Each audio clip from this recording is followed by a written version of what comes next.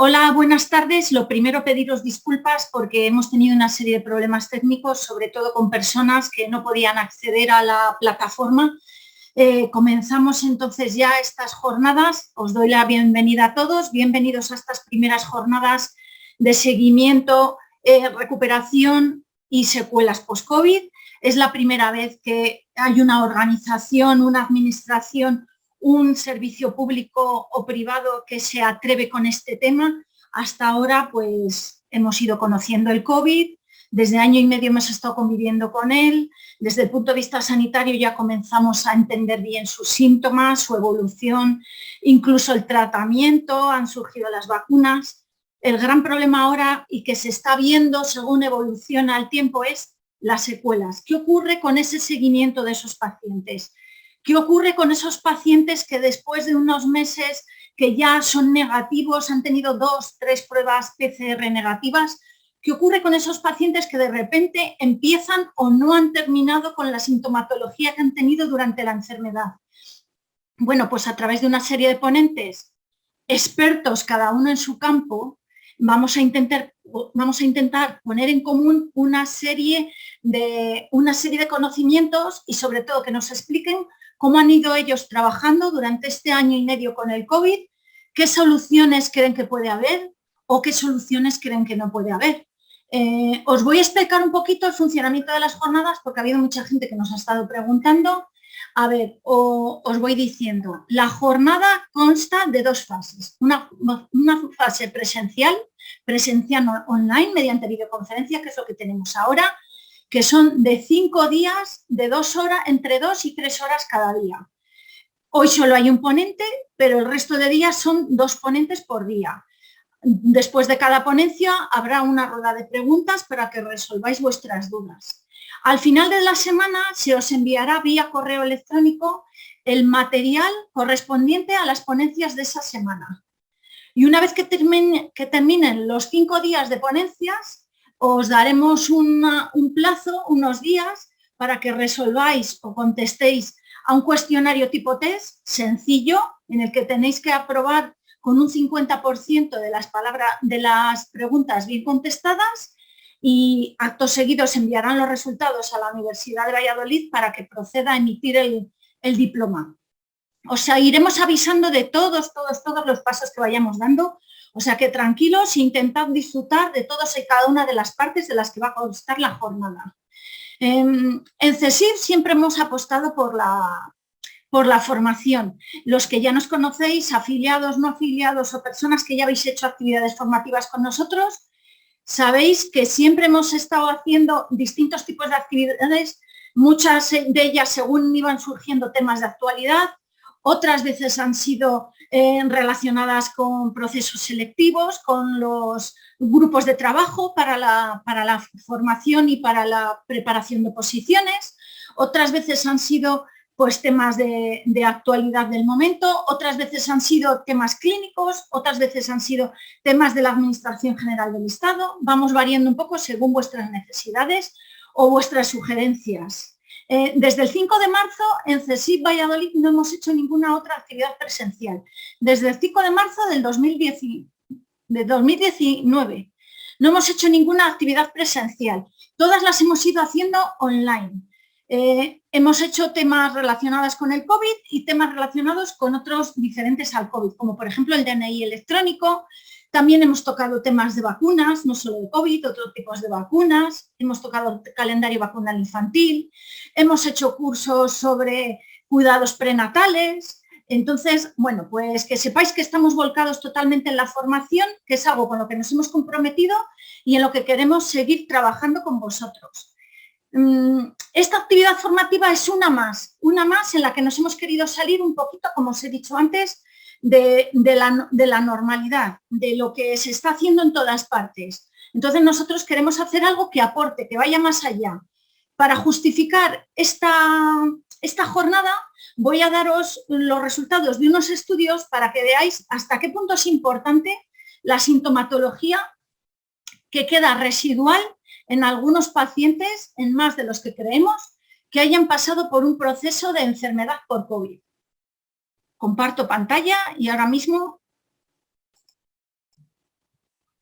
Vale, comenzamos entonces por España.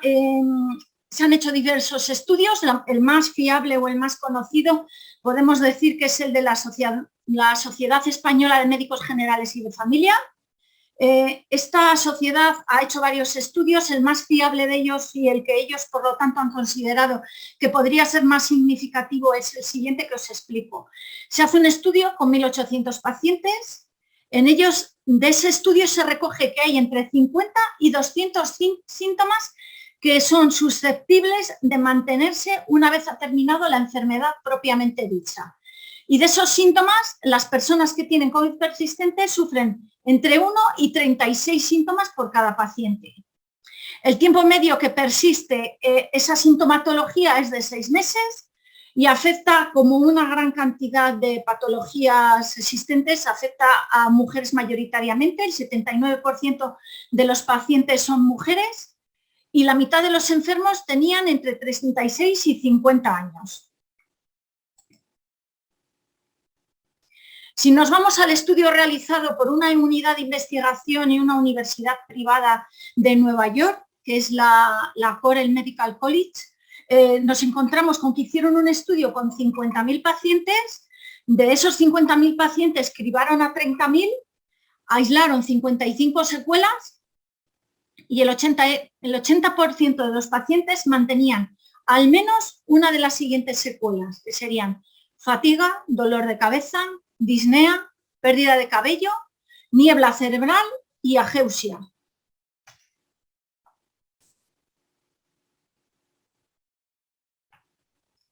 Y luego la Universidad de Londres, una universidad de Londres, que es el King's College, dijo que había hecho un estudio con 4.000 pacientes y de ese estudio había sacado que 1 de cada 7 tenía síntomas durante más de 4 semanas. 1 de cada 20 tenía síntomas durante al menos 8 semanas y 1 de cada 50 seguían con síntomas a los 3 meses. Y también vieron que era más frecuente en mujeres. En este caso no hubo un dato como tal porque no era estadísticamente significativo. Sí que se vio que el 16% presentó alguna recurrencia tras un periodo de mejora y posteriormente también dijeron que los porcentajes podían llegar hasta el 50 e incluso el 90% de los pacientes hospitalizados. Bueno, y dicho esto, esto es lo que os puedo dar para justificar la situación que nos ha hecho llevar a nosotros. Un momentito, por favor. Vale. Esta es la situación que nos ha hecho ver a nosotros que era importante tocar el tema del COVID persistente, no necesariamente COVID persistente, pero sí las secuelas derivadas del COVID, el seguimiento, cómo se sigue a esos pacientes desde primaria, cómo hace el médico de primaria, la enfermera de atención primaria, cómo les sigue, atiende a los domicilios, cómo acude a los domicilios, cada cuánto tiempo les está siguiendo, cuál es la sintomatología más común que nos encontramos en estos pacientes en nuestro entorno. Hemos dado datos de Estados Unidos, datos de Reino Unido, pero ¿qué ocurre en España? ¿Qué ocurre en Castilla y León? Incluso ¿qué ocurre en Valladolid? Nos van a decir nuestros ponentes a lo largo de estos días. Entonces, es importante en este momento darnos cuenta de qué es lo que nos queda después del COVID. ¿Hemos pasado lo malo? Sí, creemos que hemos pasado lo peor, eso lo creemos, pero ¿realmente ha llegado el final? Y si ha llegado el final, ¿se ha terminado aquí? ¿O tenemos un montón de gente, pacientes que se han quedado con una sintomatología, una serie de síntomas que les van a limitar por el resto de su vida en sus tareas de la vida diaria o en su actividad laboral? ¿Qué es lo que está ocurriendo en este momento? Bueno, pues esto y otros temas son algunos de los que os vamos a ayudar a resolver a lo largo de estos 5 días de jornadas y posteriormente nos podréis seguir haciendo una serie de preguntas. Hoy vamos a empezar con tema de vacunas. Hemos creído que es muy de actualidad. El ponente que nos va a hablar hoy es un ponente que ya nos ha dado webinars anteriormente a esta. Se llama Raúl Ortiz de Lejarazu Es virólogo, todos le conocemos ya, ha sido profesor de la Universidad de Valladolid, es experto en vacunas y es actualmente director emérito del Centro Nacional de la Gripe de Valladolid. Hace unos meses ya nos dio unas charlas, quedamos muy contentos, nos gustó mucho lo que nos explicó. Tiene una forma de explicar y de transmitir sus conocimientos muy cercana, llega a todos y por lo tanto nos ha parecido que era la persona idónea para darnos este tipo de conocimientos, trasladarnos su sabiduría para entendernos. Creo que tenemos problemas de conexión con él. Ahora mismo, en cuanto podamos, conectamos con él. Raúl, ¿estás por ahí? Pues sí, Sí, estoy vale, aquí. perfecto. Pues después de, no te preocupes porque hemos tenido problemas técnicos ya anteriores, antes de comenzar la jornada, o sea que ya te damos paso, que seguro que están deseando escucharte a ti más que a mí. No, hombre, espero no tener ningún problema porque he tenido esta mañana ya 2 Zooms y en el último de ellos ha habido algo de lío. No me asustes, no me asustes, no me asustes. No, lo que pasa es que septiembre debe estar lleno de Zooms y de pantallas y yo creo que ya estamos todos hartos de dar conferencias mirando a la pantalla, que es horrible. Pero en fin, pues sí, esperemos que esto se solucione y bueno, tú me dirás, lo que tengo que hacer es compartir la pantalla, ¿no? Me imagino. Cuando quieras, Raúl, todo para ti. Vale, pues muchas gracias. Y buenas tardes. Bueno, en primer lugar, perdón por entrar tan justo, pero es que la verdad tenía un despiste si era la semana que viene y tenía otras 2 cosas pendientes y como le he dicho a la coordinadora de la sesión, pues incluso en la última pues ha fallado un poco, así que cruzo y toco madera en la mesa para que no pase. Bueno, a mí me propusieron si quería hablar de algo en la vacunación, en esta segunda etapa de las conferencias de CESIV y acepto encantadísimo. Creo que es un sindicato al que le debemos muchas cosas y por lo tanto pueden disponer de mí si tengo tiempo, vamos, si no tengo otro compromiso para lo que queráis, pero dentro de mis limitaciones. Yo no soy un clínico, no voy a hablar aquí de secuelas clínicas y de recuperación, hombre, que algunas las conozco, ¿no? O las sé, o las he visto en algunas personas, amigas, pero yo le propuse la vacunación, di una conferencia sobre vacunación, la vacunación es un tiempo muy bueno, pero hay que ver hacia dónde vamos, ¿no? Y yo sé que hay preguntas y yo presentaré una visión panorámica de lo que tenemos por delante en base a lo que hemos visto por detrás. Así que espero que se me entienda y que disfrutemos todos con esta charla. Yo cuando lleve un tiempo, pues si tú me dices, pues se puede hacer más breve. Bueno, en primer lugar, a ver si pasa la diapositiva. Estos son mis conflictos de intereses y esta es la gente que me aguanta y que me ha aguantado durante mucho tiempo y yo estoy muy orgulloso de seguir en el Centro de Gripe Valladolid y de ser microbiólogo emérito del SACIR durante los próximos 2 años, aunque no tenga capacidad para ver bichos porque la tarea asistencial nos está prohibida, no sea que vayamos a romper un tubo los que no lo hemos manejado nunca o no hemos manejado desde hace tiempo. Pero bueno, dicho esto, hay otra cosa que a mí me gustaría decir y es que esta conferencia arranca de la que hablamos, que tenía un título Vacunas COVID-19, tú decides, en abril de 2021, cuando todavía la mitad de probablemente las personas que nos escuchan, salvo los sanitarios, pues no sabían cuándo se iban a vacunar y cuándo nos iba a tocar y además no llegaban las vacunas. Ahora sí, ahora ya vemos un horizonte claro, vemos un montón de cosas y por eso le propuse el título de vacunación COVID-Covadis. O sea que realmente a dónde vamos o a dónde podemos ir y lo que nos queda. Y desde luego ahí hay algo que tenemos que saber y es concretamente, a ver si le doy, a ver si me pasa esto, que no pasa bien. Y es que efectivamente, si vemos las dosis que hemos tenido de vacunas, pues este es un dato que está sacado de las vacunas de World in Data, pues nosotros podemos estar muy orgullosos porque estamos prácticamente en uno de los primeros lugares siendo un país pues comparable en población, aunque sea menor, a Francia, Italia, Alemania, y bastante por encima de la media de la Unión en lo que son dosis administradas por 100 personas. O sea que yo creo que eso es importante tenerlo en cuenta.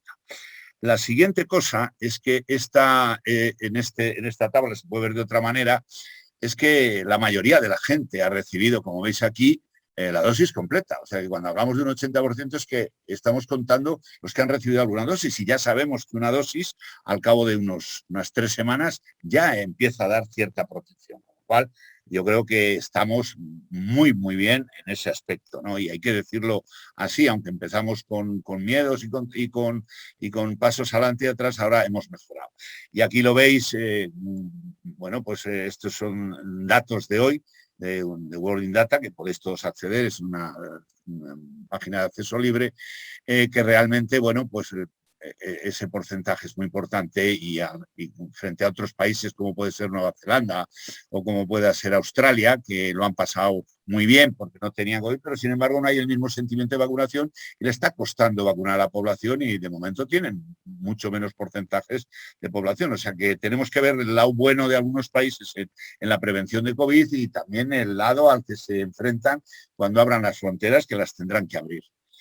Así que lo primero que se debe tener una persona en mente al oír esta charla, esta conferencia, es que cuesta vacunar a toda la población, evidentemente. A mí me gustaría repasar un poquitín, esta es una diapositiva de que los que visteis las primeras diapositivas, está en forma de memes, lo que son las vacunas inactivadas, y las que son las vacunas atenuadas. Aquí vemos a un virus que está inactivo y ahí veis a la izquierda, no sé si se ve, se ve mi puntero. ¿Se ve mi puntero? No sé si lo veis. Se ve tu puntero, Raúl, se ve. Perfecto, perfecto, me alegro. Bueno, pues entonces aquí veis una debilitada en contraposición con el virus. ¿Por qué estas vacunas no se están administrando ahora en la Unión Europea? Bueno, pues porque las inactivadas, son menos inmunógenas, dan menos protección, aunque evidentemente tienen otras ventajas que podríamos hablar de ellas. La siguiente es digamos, las vacunas de subunidades que se van a producir, que se están ya produciendo. Una de ellas, por ejemplo, es la de Novavax y van a salir más, que son partes del virus, en este caso, pues la parte de la espiga, de la S1, de la proteína de S1, y luego son las famosas vacunas de vectores en las que, digamos, la información para producir esa vacuna está metida en un vector. Se llama un vector porque es, digamos, el envoltorio que lo lleva, y el envoltorio es un virus que no es un virus, en realidad es un pseudovirus, pero es un virus al que se le ha quitado parte del ácido nucleico para que no se pueda replicar, por lo tanto es como si fuera un virus inactivado desde el punto de vista vírico y que lleva además un trozo del genoma que va a producir la espícula del virus. Y la siguiente es lo que ha revolucionado realmente, es la sensación de las vacunas, que son las vacunas mRNA, que como dije ya en mi anterior conferencia, no son unas vacunas tan nuevas como se piensa la gente, pues estas vacunas ya estaban propuestas para veterinaria desde hacía muchos años. Lo que pasa es que no se habían llegado a dar los pasos necesarios para un desarrollo entero, completo. Cuando ha llegado la pandemia, pues había ya plataformas que contaban con el desarrollo y por eso ha sido mucho más rápido. Bueno, y ahí están las eficacias teóricas con las que salieron y los nombres con los que se conocen a las vacunas: Comirnaty, la de Pfizer, Spikevax, la de Moderna, Vaxzevria, la de AstraZeneca, Janssen, Sputnik, la de Gamaleya, la rusa, etcétera, etcétera. Y bueno, es muy importante señalar que todavía no tenemos ninguna vacuna que realmente nos permita algo que es muy importante y que queremos todos, que es erradicar o en lo posible eliminar lo más posible, con esa famosa inmunidad de grupo, que ahora hablaremos un poco más sobre ese concepto, y para eso necesitamos una vacuna, necesariamente que sea una vacuna que produzca inmunidad mucosa y sistémica, porque hasta ahora lo que tenemos es que la infección natural o la inyección intramuscular lo que produce es una serie de anticuerpos que se traducen en anticuerpos por todo el cuerpo, y que muy pocos de ellos, como veis aquí, pasan a la faringe, aunque pueden pasar algunos, pero sobre todo defienden a nivel de los pulmones. Sin embargo, tenemos otras vacunas que se inyectan son inhaladas, como las de gripe atenuadas, que contaremos al año que viene seguramente para los niños, y fijaros bien que se asemejan mucho, mucho, mucho a la infección natural. Por lo tanto, producen ya protección a partir de la IgG, de la IgA secretoria, que es una inmunoglobulina que resiste muy bien en las mucosas y que forma una barrera pegada al epitelio, a las células ciliadas del epitelio, y entonces protege desde el punto de vista de la entrada, y probablemente sean vacunas que no dejen o que no permitan una colonización, es decir, formas asintomáticas de la infección.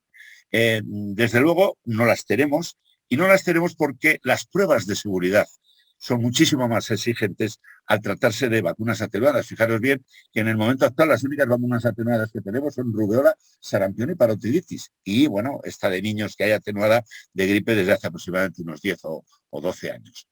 Bueno, por lo tanto, es tremendamente sorprendente que en el panorama actual de vacunas, y no os pongo todos los ensayos, hay alrededor de 214 ensayos de vacunas actualmente en todo el mundo. He tenido que quitar algunas diapositivas, pero es sorprendente que solo haya 7 que están probándose en ensayos clínicos que sean atenuadas. Y aquí tenéis un poco, bueno, pues la lista de las vacunas, con distintos receptores, con distintos vectores, pero que todas ellas van a ser vacunas atenuadas para administración intranasal. Y es que es importantísima esa administración intranasal, es la que dará lo que llamamos una enfermedad, perdón, una inmunidad, como llamamos, de inmunidad de grupo, lo que han llamado los periodistas inmunidad de rebaño, la herd immunity.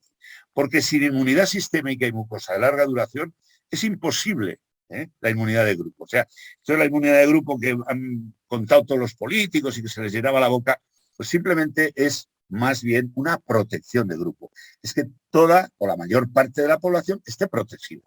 Y eso sí que lo consiguen, evidentemente, las vacunas que tenemos actualmente, y lo consiguen, como veremos, muy bien. O sea que esto también es importante decirlo. Así que después de esta primera parte, tenemos que plantearnos por qué se necesita la vacunación mundial, porque hasta ahora solo hemos visto que España va muy bien, que otros países van regular y que otros países van muy mal, como habéis visto en la gráfica que os he puesto antes. Y es que la vacunación mundial es necesaria, y es necesaria porque si no, no vamos a poder evitar brotes, como lo veremos después.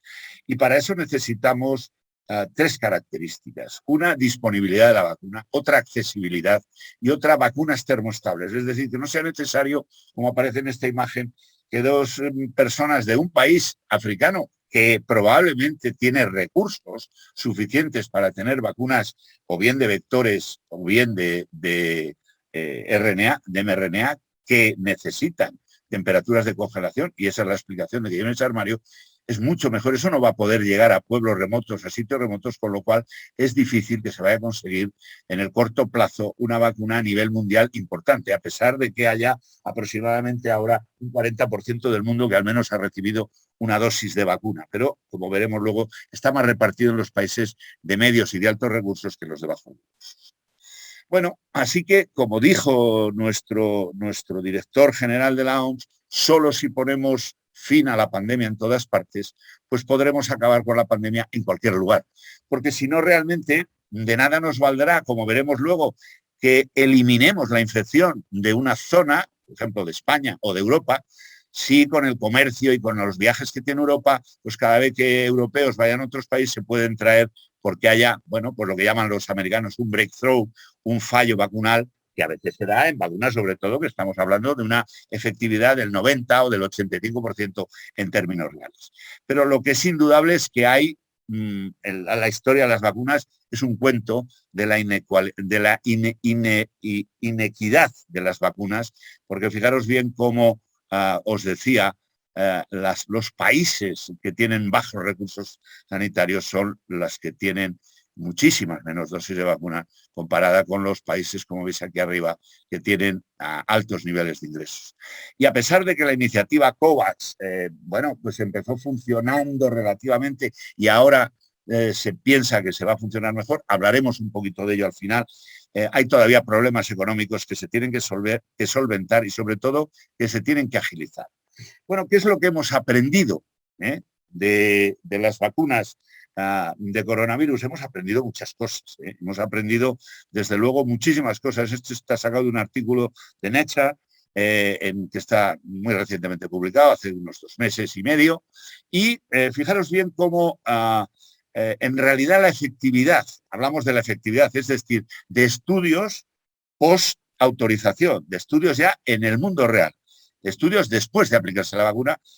Por supuesto, los países que tienen vacuna y que han empezado a vacunar antes y con muchas dosis, como Estados Unidos, aunque se ha estancado ahora un poco, pues tienen muchos estudios de población adulta general y también en trabajadores sanitarios o en trabajadores de salud, socorristas, otros trabajadores esenciales de primera línea.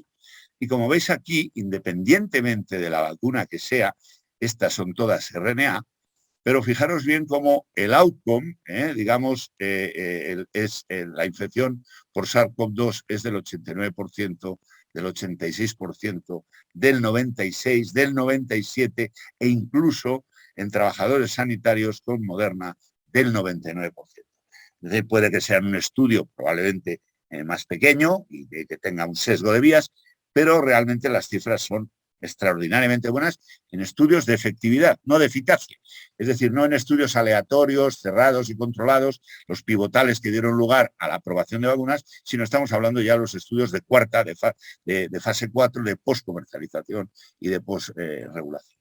Si vamos a ver la efectividad de las vacunas en países que han empezado enseguida o en otros que han empezado más tarde, un ejemplo de ellos es Israel, pues tienen en la población general y también en trabajadores sanitarios. Insisto en trabajadores sanitarios porque me pidió la organizadora del programa que hablara sobre todo de sanitarios. Y por lo tanto, esto tiene 5 tablas y no las voy a poner todas porque sería, me echaríais piedras a la cabeza y tendríais toda la razón, pero fijaros bien cómo entre trabajadores sanitarios también las eficacias son enormes, 97, 90, 95, para enfermedad sintomática, en enfermedades, en centros de atención a largo plazo.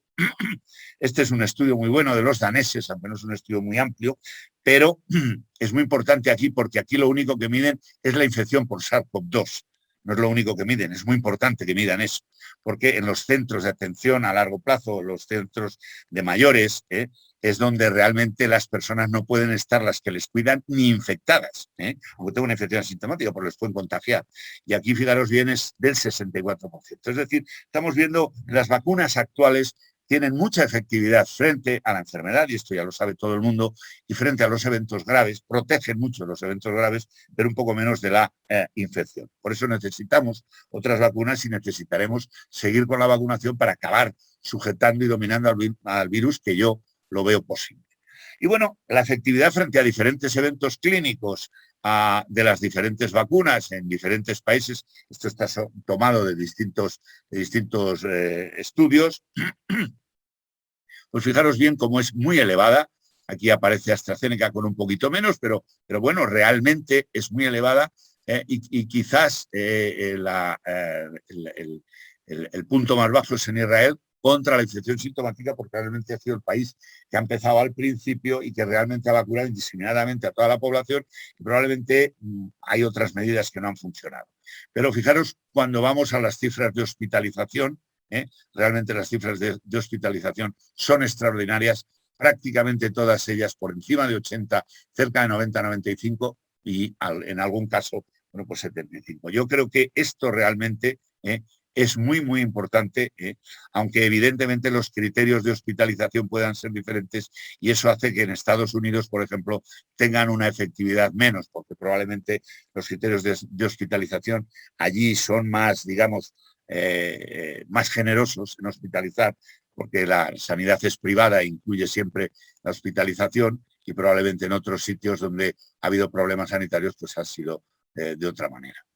Bueno, estos son cuadros, esto es un cuadro de España, con y sin vacunación.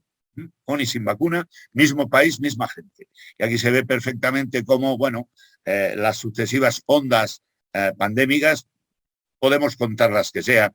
A mí aquí me salen 1, 2, 3 y 4. Esto es un repunte, esto es una onda que hace una vaguada, esto no se puede considerar para mí, y esto tampoco. Estos son zonas valle que tienen altibajos, pero aquí sí que se ve claramente aproximadamente, pues eso, 4 ondas, y la diferencia entre las 3 primeras, en que no teníamos vacunación en la población, a medida que se incrementaba la vacunación, ven como las muertes, que es lo que importa, las muertes por COVID, que están seguidas en casi todos los casos de hospitalizaciones largas o cortas que sobrecargan el sistema sanitario, que hace que los sanitarios vivamos una especie de día de la marmota con el tema este, pues sí que baja. Y yo creo que es muy importante los mensajes que todos vosotros podáis dar a las personas, los que lo vivís de cerca, y decir, oye, las personas, la mayoría de las personas que ahora ingresan a un hospital, no, evidentemente no todas, pero sí la mayoría, son personas que no se han vacunado. Bueno, la vacuna, por lo tanto, o la vacunación, no la vacuna por sí sola puede estar en un armario y si no se pone en un brazo no hace nada. La vacunación es la que marca la diferencia entre enfermar o morir. Pero bien, esta tabla es muy ilustrativa porque se entiende muy fácilmente. La parte de arriba, azul, son los casos que viven y la parte de abajo son los casos que mueren. O sea que es una imagen en espejo, ¿eh? Y además a mí me parece que es muy gráfica, porque lo rojo que está hacia abajo es los que van al hoyo. Perdonadme que sea tan brutal, ¿no? Pero es para que lo entendáis. Y la parte que va hacia arriba son los que, aunque haya, se van a salvar. Y fijaros bien cómo los países como Reino Unido, Portugal, que ha tenido unas ondas pandémicas, perdonad que no diga olas, pero estoy acostumbrado, soy de los antiguos, estoy acostumbrado a las ondas pandémicas, además las ondas pandémicas, ondas de gripe, ondas de sarampión, y voy a seguir siempre hablando de ondas. Entonces, las ondas han sido altísimas, pero sin embargo no se han traducido en esa mortalidad. Y sin embargo, fijaros bien cómo en Sudáfrica o en países en que no pueden vacunar, como Indonesia, como Zimbabue, prácticamente las ondas, aunque hayan sido pequeñas, porque estos países tienen problemas de registro, pero prácticamente son en espejo. Es decir, enferman, mueren, enferman y mueren, enferman y mueren, enferman y mueren, se infectan y mueren. Esto es muy importante tenerlo en cuenta, porque eso nos da muchísima más peso en que en la única vía que tenemos hoy por hoy, mientras no descubramos fármacos que actúan en la fase aguda, además de los que se han redirigido, como puede ser la dexametasona, el remdesivir no hablo porque tiene poca eficacia, y los anticuerpos monoclonales que están dando realmente la cara frente al COVID, pero se necesitan fármacos pues como los que tenemos, por ejemplo, en gripe o como los que tenemos para la hepatitis C o para el VIH. Esto es lo que hace falta. Y veis aquí en esta tabla cómo realmente hay una parte del hemisferio norte de los países ricos, los países productores de vacuna, que está teñida en colores más oscuros, que son los que realmente vacunan, y cómo, bueno, pues esos países pobres están por debajo del hemisferio sur, con excepciones evidentemente como Australia, aunque tampoco va tan bien, ya lo hemos visto antes, porque tiene esos problemas de haber estado encerrados en una isla sin COVID y les cuesta más entrar ahora por la vacunación. Y bueno, aquí veis cómo el Banco Mundial tiene que implicarse mucho más. El Banco Mundial debe implicarse mucho más porque si no aumentará más la inequidad vacunal global. Yo veía este reportaje de Justin Sandefur, que es un periodista sanitario económico, y en él dice que realmente, bueno, y en estos otros dos artículos, este es de Lancet y este es de, estos dos son, perdón, este es de Lancet y este es de JAMA, cómo ha habido 50.000 millones de donaciones y hasta 100.000 millones de dólares americanos en capacidad crediticia. Y sin embargo, ha faltado liderazgo y flexibilidad. Y fijaros, en octubre del año pasado se prometió 12.000 millones en préstamos para comprar y distribuir vacunas, pruebas de diagnóstico, etcétera, etcétera. Y 8 meses después, es decir, hace nada, solo había prestado 3,6 mil millones. Es decir, sigue habiendo dinero y sigue habiendo, y un banco tiene que ser una organización más flexible, más rápida y más inteligente, y por lo tanto, pues esto tiene que mejorar si, como dicen estos dos artículos, no queremos evitar futuras injusticias y realmente llevar un escalado amplio de vacunación en África, que como habéis visto en la diapositiva anterior, es uno de los continentes que, como siempre, va más atrasado. Y eso está costando problemas enormes. Por ejemplo, leí hay un artículo esta mañana, me parece que era en el Journal of American Medical Association, que era sobre el paludismo. El paludismo está en África matando tanta gente como COVID, porque para el paludismo no hay vacuna y se están interrumpiendo los tratamientos porque la gente, bueno, pues está más o menos inmovilizada, los sitios están colapsados por el COVID y por lo tanto ese es un daño colateral que hay que tener en cuenta. Bueno, y más cosas. Bueno, pues esto es, algunos quizá lo conoceréis, otros no. Esto es una especie de diagrama de futuro para tenerlo en la cabeza, que yo hice al principio, lo coloqué en mi cuenta de Twitter, incluso mucho más en un esquemita, con unas rayas, porque era la idea original. Pues en abril del año pasado, en marzo del año pasado, en marzo fue del año pasado, un poco antes de que empezara el confinamiento, ¿no? Había ido a visitar a uno de mis hijos que en ese momento trabajaba entonces en Holanda. Y son los factores sociales inmunológicos y virales, por supuesto, que implican presión del virus o presión sobre el virus en las diferentes fases pandémicas. Y tengo que decir que estamos todavía en periodo pandémico, que no se olvide nadie. No estamos acabando todavía la pandemia. La OMS todavía no va a declarar el final de la pandemia. Probablemente pueda hacer consideraciones parciales sobre los continentes que avancen más y para liberar un poco el tráfico internacional. Pero de momento lo que hemos tenido ha sido mucha más presión social sobre el virus que presión biológica. Porque la presión social sobre el virus ya hemos visto lo que produce: aburrimiento del confinamiento, aburrimiento de las mascarillas, aburrimiento de las medidas de distanciamiento social, etcétera, etcétera. Y al final, pues lo único que hace es que enlentece la difusión, no la termina, y acaba habiendo variantes que se transmiten con más facilidad y bueno, pues ya hemos visto lo que pasa, ¿no? Y llegaremos a un periodo postpandémico precoz, que quizá le estemos iniciando. Y entonces ahí hay ya una presión biológica sobre el virus, porque hay personas que tienen anticuerpos porque han pasado la infección o porque se vacunan. Y hay una respuesta inmune. Y entonces, bueno, pues cuando se alcance la vacunación mayoritaria a nivel mundial, ahí será el momento que tengamos que ver qué sucede con el virus. Realmente, si es capaz de escapar como escapan otros virus, por ejemplo, como el VIH, que es el virus más variable que conocemos, o como escapa el virus de la hepatitis C antes de que tuviéramos tratamientos, o como escapa el virus de la gripe, que todos conocidos, por poner 3 ejemplos de virus que tienen un escape enorme a la respuesta inmune humana y a vacunas. De hecho, no hay vacunas para hepatitis C, no hay vacunas para VIH y tenemos que hacer vacunas anuales en tanto no descubramos una vacuna universal, aunque estamos en ello y ahora probablemente estemos más cercanos a ello. Pero, bueno, habrá luego un posperiodo pandémico, una estacionalización y algunos, luego lo veremos, presumen de que puede haber, incluso se puede perseguir en algunos casos la extinción biológica del virus, o sea, la erradicación. Esto yo lo creo menos probable. Y entonces en ese momento tendremos que tener una vacunación dirigida.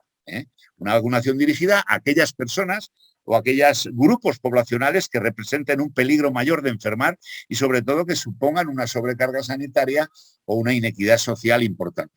Y por eso he puesto en este lado de la diapositiva a la derecha la respuesta inmune al SARS-CoV-2 y los posibles escenarios. Si realmente la respuesta a las vacunas es transitoria, como estamos viendo estas primeras vacunas, que es próximamente al año, incluso menor, pues el virus tiende a persistir. Y, bueno, lo que tenemos que lograr es que se estacionalice y que haya brotes en otoño e invierno, bueno, pues por los años. Luego veremos una diapositiva que lo explica muy bien.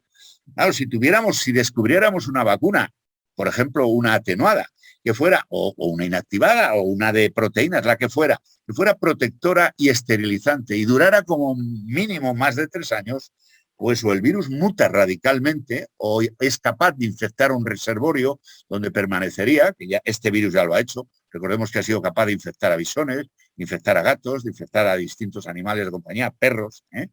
El virus mutaría para seguir infectando a las personas o si no tendría que desaparecer después de años de circulación. Como pongo ahí, eso es poco probable, pero la misión de un virólogo y de un epidemiólogo es hacer escenarios, construir escenarios que puedan explicar por qué tenemos que ir en una dirección mirando también en otras. Y bueno, estos son los patrones de endemicidad del nuevo coronavirus. Es un artículo excelente que yo recomiendo desde Science, muy, muy reciente. Y fijaros bien cómo se preguntan si realmente el SARS puede llegar a ser endémico. ¿Will SARS-CoV-2 become endemic? Y sí, si hay reinfección, si hay estacionalidad, si hay competencia viral, pues todas esas 3 cosas son las que, como dice aquí, will shape endemic transmission patterns, son los que darán forma endémica a los patrones de transmisión. Y aquí viene, por ejemplo, la inmunidad. Si tenemos una inmunidad adaptativa, la inmunidad adaptativa es la de los anticuerpos, las células protectoras como consecuencia de la infección del virus, pues realmente tendremos pero con una corta inmunidad, pues tendremos probablemente epidemias cada poco tiempo, brotes o ondas epidémicas cada poco tiempo. Si tiene una inmunidad más larga, pues serán más prolongadas por el tiempo. Yo creo que esto es muy fácil de entenderlo, ¿no? Si realmente tenemos intervenciones, estas ondas que tengamos, si alguna es mucho, vemos que se va de las manos, pues podremos hacer intervenciones. Raúl, disculpa un momento, creo que no estás pasando las diapositivas que nosotros veamos. ¿En qué diapositiva se supone que estás? A lo mejor estoy metiendo la pata. Pues no, yo te lo agradezco. Patrones de endemicidad del nuevo coronavirus. No, nos hemos quedado en el Banco Mundial de implicarse. ¡Ostras! Es que yo te estaba oyendo hablar y digo, yo... Ya no te digo yo que aquí hay problema. Os habéis quedado en esta. Voy a ver si paso a la siguiente. ¿Esta no la habéis visto? No vemos nada. Nos mantenemos en esa, Raúl. Pues lo único que creo yo, que esto me ha pasado otras veces, es que digamos, el Zoom está muy colapsado de gente y entonces transmite mal, ¿eh? Voy a ver, si me permites un momento, voy a hacer una conexión con cable, a ver si así mejora, ¿de acuerdo? Vale, perfecto. ¿La diapositiva? Sí, a ver, pásala para adelante o para atrás para que veamos si no se mueve. Esta es la del Banco Mundial. Eso. Y esta es la otra. Que me he extendido mucho. Bueno, vale, perfecto. No la voy a repetir entero, ¿eh? No. Yo creo que se había atascado probablemente porque no sé cuánta gente hay conectada, pero me ha pasado más veces, ¿eh? Con esto del Zoom y de estas pamplinas, pues acaba uno loco. Bueno, estos son escenarios, lo que yo os decía antes, escenarios, este es de un trabajo que me pidieron en la Facultad de Medicina y lo hice y luego está otra vez esto repetido en un editorial de Open Archives o Pulmonology, la revista de pulmonología. Bueno, en el periodo pandémico, como os digo, que todavía estamos en él, hay una presión social sobre el virus, pero nada más, o sea, es evitar la transmisión continua, sin más. Y luego en el pandémico precoz, que todavía no estamos en él plenamente, en algunos países puede que estén entrando en él, pues lo que tiene que predominar es una vacunación mayoritaria mundial, porque si no, en donde haya un brote habrá la aparición de una variante. Y aquí sí que habrá presión biológica sobre el virus porque hay una respuesta inmune. Y luego posteriormente tendremos, pues en el periodo pospandémico, que eso pues puede durar todavía 2 o 3 años, tenemos la estacionalización del virus y habrá que hacer una vacunación dirigida. Yo hablaba de la extinción biológica como menos probable, pero lo veremos luego que puede haber. Y esta parte de la derecha, que era cuando habéis empezado a sospechar que no se me oía, claro, ya habéis hecho bien en decírmelo, porque si no, es la locura de no tener a alguien que dice, oye, que no estamos viendo nada, ¿no? Hablas a una pantalla y esto es de locos, ¿no? Es pues que la respuesta inmune tiene posibles escenarios. Si es corta, pues el virus tiende a persistir y lo que queremos es que se estacionalice con una vacunación dirigida y con una vacunación mayoritaria mundial, que lo veis aquí en rojo. Si tuviéramos una vacuna protectora esterilizante atenuada o inactivada, y tuviera inmunidad de más de 3 años, podríamos obligar al virus a que tuviera que mutar para seguir infectando a las personas o, como os decía antes, el virus ha sido capaz de infectar animales y le pueden servir de reservorios, de animales domésticos y a algunos animales de granja, como han sido los bisones, ¿no? Si alguien le interesa eso, le puedo explicar la repercusión que tiene eso, porque eso realmente es complejo, no es complejo, pero se necesita tiempo para explicarlo un poco de tiempo al menos. Entonces, bueno, este es el artículo en el que me has avisado que no se pasaba. Se ve ahora la manera de que probablemente el virus este sea endémico. ¿La veis, la diapositiva? ¿Hola? ¿Veis la diapositiva? Sí, la vemos. Es que el problema es que como mi silencio, cuando me hablas tarde un rato. No te preocupes. No, tú puedes estar abierta porque me sirves un poco de guía. Bueno, vale. Pues realmente hay unos patrones de endemicidad del nuevo coronavirus dependiendo de la inmunidad, si es corta o si es larga, Dependiendo de que hagamos intervenciones, pues si no hacemos intervenciones, la curva es así, y si no, la famosa aplanar la curva. Ya todo el mundo sabe esto, que esto es más rancio. Había gente que me dice, oye, esto de aplanar la curva, qué astuto es. Y, hombre, esto tiene aproximadamente unos 40 años o 50 años, igual que lo han sacado ahora y los periodistas lo han encontrado y se lo han visto. Si la inmunidad es muy corta, pues los brotes serán seguidos. Cuando digo seguidos, pues cada 6 meses o cada 7 meses. Si la inmunidad es más larga, pues a lo mejor, como pasa con los coronavirus endémicos, que hay brotes a lo mejor pues cada 2 años aproximadamente. Con los coronavirus, los que dicen los periodistas que producen el catarro, y también algunos producen neumonías. La estacionalidad, bueno, pues si no hay estacionalidad, que a mí me llamaría mucho la atención, sería el primer coronavirus que no fuera estacional. Yo me he pasado toda la vida entre virus respiratorios y os puedo asegurar que tanto el OC43 como el NL63 tienden a ser estacionales en invierno. Pues sería una curva de estas un poco aleatoria, pero si hay transmisión favorecida en invierno, pues serían curvas que serían, como veis aquí, en la W. Winter, summer, eso es lo que significa eso.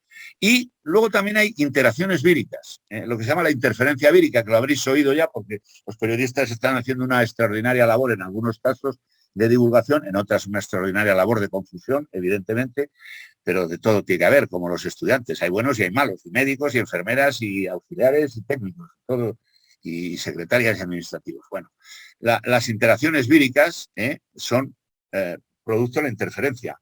Cuando hay un virus, imaginémonos, por ejemplo, el de la gripe, o un metaneumovirus, o el virus respiratorio sincitial, que hace cierta interferencia sobre el virus 2, pues realmente pues pasa lo que veis aquí en esta diapositiva, en la parte baja, que la curva del virus que tiene interferencia baja.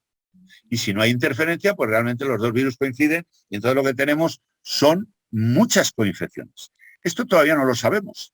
A mí me lo preguntan ahora cada vez que voy a dar una conferencia en un sitio.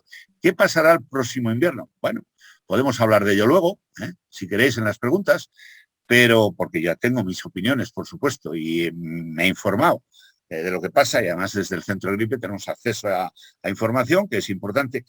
Pero, bueno, si no hay interferencia, cuando dos virus circulan juntos, hay infecciones de cada virus y luego hay infecciones de los dos. No todas, pero hay una parte porque hay una interfase, ¿no?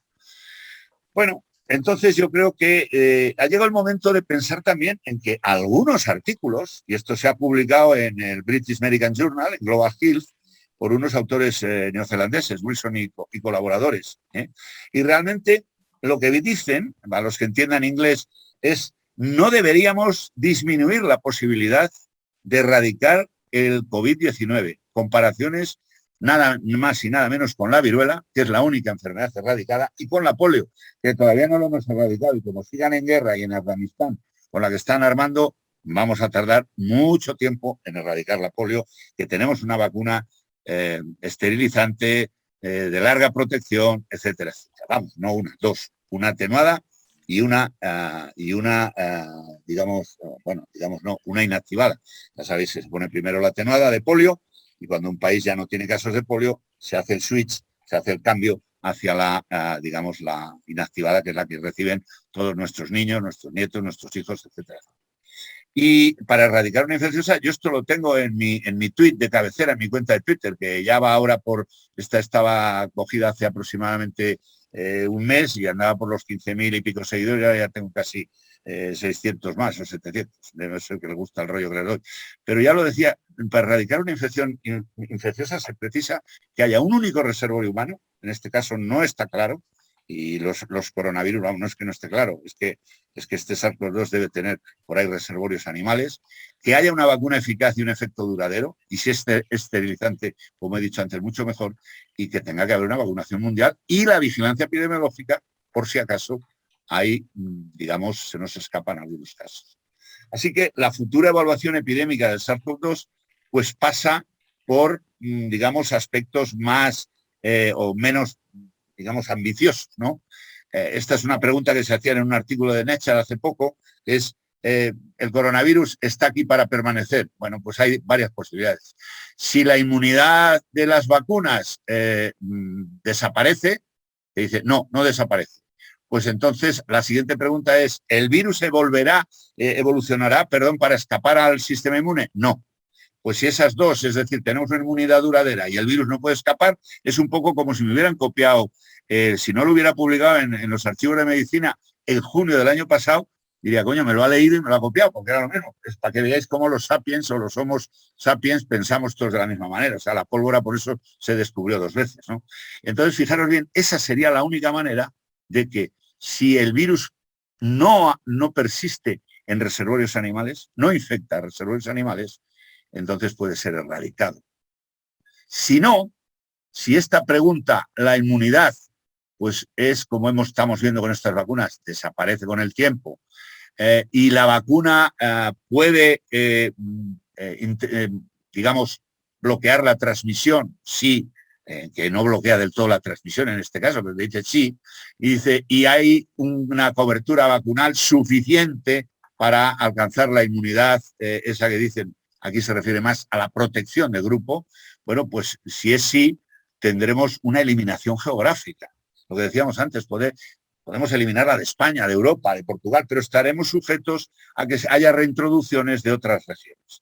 Si realmente la respuesta a que la cobertura vacunal no es suficiente, como algunos países ya se plantean, están teniendo auténticos problemas en algunos países como Francia o como Estados Unidos o como Australia, de que llegan a un 60% de la población, 50%, pero ya la gente cuesta mucho más avanzar porque hay una reluctancia a la vacunación, una resistencia por consideraciones culturales que si a alguien le interesa lo podemos explicar después en el turno de preguntas. Pero fijaros bien, perdón, y ahora pasan muy deprisa, pero fijaros bien que si eso, la respuesta a eso es no, es decir, no hay suficiente cobertura, pues lo que tendremos será una enfermedad leve o moderada, que será continua, que es exactamente igual que si la vacuna no impide la transmisión. Pues si es sí, pues lo mismo, hay estos 2 naranjas y es a lo que probablemente pretendemos con las vacunas para que no haya, digamos, lo que decíamos antes, una enfermedad grave. Y ya tenemos que avanzar hacia la gente que tiene más de 60 años en el mundo, que como veis aquí va a ser fundamentalmente en los países ricos. Así que va a haber un envejecimiento a nivel mundial, no tenemos un límite para la edad y hay una prevalencia cada vez mayor de infecciones crónicas, como veis en esta diapositiva, que necesitan medicación y que son realmente digamos, un factor importante para los enfermos de COVID. Y si lo vemos por las 10 principales causas de muerte, que son la enfermedad cardíaca isquémica, el ictus, la EPOC, y ponemos al virus de la gripe encima de ellos y al del COVID, fijaros bien, que prácticamente se superponen. Así que el virus de la gripe está entre las 6 primeras causas de muerte, está en 5 de ellas. Yo tengo que hablar también de gripe, porque he hablado toda mi vida de gripe y no estoy hablando a gente del hospital que se vacuna de gripe, pero que se tiene que vacunar más, y esta puede ser una buena razón. La vacuna de gripe previene infartos, previene ictus, previene infecciones graves de respiratorias bajas, hace pasar mejor los inviernos a los enfermos de enfermedad pulmonar y a la diabetes mellitus, por supuesto, porque la gripe es una causa de ingreso importante en los países, en los enfermos de diabetes. Pero es que si ponemos encima, esto es el problema, las de coronavirus es igual. O sea, que exactamente igual, diríamos que una de las indicaciones de las posibles vacunaciones futuras son en estas personas que tienen una morbilidad importante en las futuras revacunaciones, si hay que hacerlas de COVID, y pueden ser, por lo que estamos viendo, dependiendo de qué vacuna se haya puesto. Bueno, así que esta es la razón del desarrollo de vacunas mixtas o dobles, para facilitar las dosis de refuerzo en la población que la necesite. Si a una persona hay que ponerle antes del invierno la vacuna de gripe y la de coronavirus, la de gripe este año va a ser un follón, porque todavía no están ni las vacunas en España, se han hecho los deberes tarde, los pliegos están tarde, y regiones como la nuestra o autonomías como la nuestra y otras que dependen del acuerdo marco, pues van a tener vacunas tarde, mal y nunca. Así que esperemos que no haya mucha gripe este año, que yo no lo opino así, pero bueno, tendremos que verlo. Así que las vacunas frente a COVID-19 y gripe es una cuestión de tiempo, y esto es algo que tenemos que contemplarlo en un futuro. A lo mejor la próxima intervención que hagamos me decís, oye, mira qué razón tenías, y dijiste, ya hay, de hecho, compañías que están trabajando en vacunas de COVID y de gripe, porque realmente si se dan, como habéis visto en esta diapositiva, 2 de los supuestos que están en las primeras partes de la diapositiva, es decir, deriva antigénica y evanescencia de anticuerpos, que se ha visto parcialmente la primera y bien en la segunda, pues en ese supuesto ya habría posibilidad de hacer infecciones dobles o incluso. Y luego la pandemia nos ha puesto delante contradicciones flagrantes frente a la gripe. El año pasado fue la primera vez que se aumentó la cobertura vacunal, aunque no hemos alcanzado los objetivos de la OMS. Es decir, todavía entre sanitarios no hemos llegado al 90% de sanitarios. Hay algunos países, países sí, y hay algunos hospitales de España muy particulares que no han logrado. Yo me encantaría que el clínico El Río Ortega fuera uno de ellos, ya que hay un centro de gripe en Valladolid, para nosotros sería un motivo de orgullo. Y, en cambio, también hubo un fuerte rechazo inicial a la llegada de las vacunas. Bueno, se la ponga otro y tal. Cuando vieron ya que los políticos, los sacerdotes, los obispos y los militares de alta graduación se la ponían, pues dijeron, bueno, esto no puede ser malo, así que empezamos todos a vacunarnos, ¿no? Y se pasó una aceptación muy buena. Pero realmente ahora consideramos vacunar a los niños frente a la COVID y seguimos sin vacunar adecuadamente de gripe a los niños. La OMS hace 9 años que dijo que había que poner la vacuna anual a los niños menores de 5 años. ¿Por qué? Pues porque son los que más se hospitalizan por gripe. Y por si no lo sabe nadie que me esté escuchando, aunque no está en la diapositiva, cada año en España mueren aproximadamente de gripe, cuando hay gripe estacional normal, pues entre 3 y 10 niños por gripe confirmada por laboratorio. Así que es muy, muy, muy importante esa vacunación. Bueno, ¿las vacunas nos van a permitir un entente más cordial con el SARS-CoV-2? Pues en estos momentos seguro que sí, porque la inmunidad que impide la infección, la que impide que el virus nos infecte, que se multiplique en nosotros, aunque no nos cause enfermedad, esa disminuye, y disminuye bastante rápida. Pero la inmunidad que queda y que reduce, digamos, las consecuencias de la enfermedad, y los eventos graves, esa es de larga duración. Así que yo por eso creo que lo importante es pasar de ser naïf, o sea, de ser inocente, de no haber estado en contacto nunca con el virus, a haber estado en contacto de una manera amable mediante la vacuna, que es lo que te permite. Que no estás en contacto con el virus, estás en contacto con unas proteínas que son las que te protegen, proteínas del virus que son las que generan anticuerpos que te protegen. Así que esto parece sugerir, y en este artículo se desarrolla más, un artículo de Science bastante reciente también, que una vez alcanzada la fase endémica, pues probablemente la exposición primaria del virus, afortunadamente, en esta pandemia hemos tenido elementos de suerte, quizás alguno se queje de los políticos que hemos tenido a nivel mundial, alguien pensará en España, no, Bolsonaro, Trump, Boris Johnson al inicio, bueno, hasta que lo hospitalizaron. Luego salió como San Pablo convertido, ya se cayó del burro, del caballo, y salió un fenómeno de la prevención. Pero la exposición primaria, con este panorama, debería ser en la infancia y puede ser mucho menos virulento pues en media generación, porque los niños van creciendo y son personas que han pasado el COVID, las infecciones en la infancia y por tanto ya se defienden.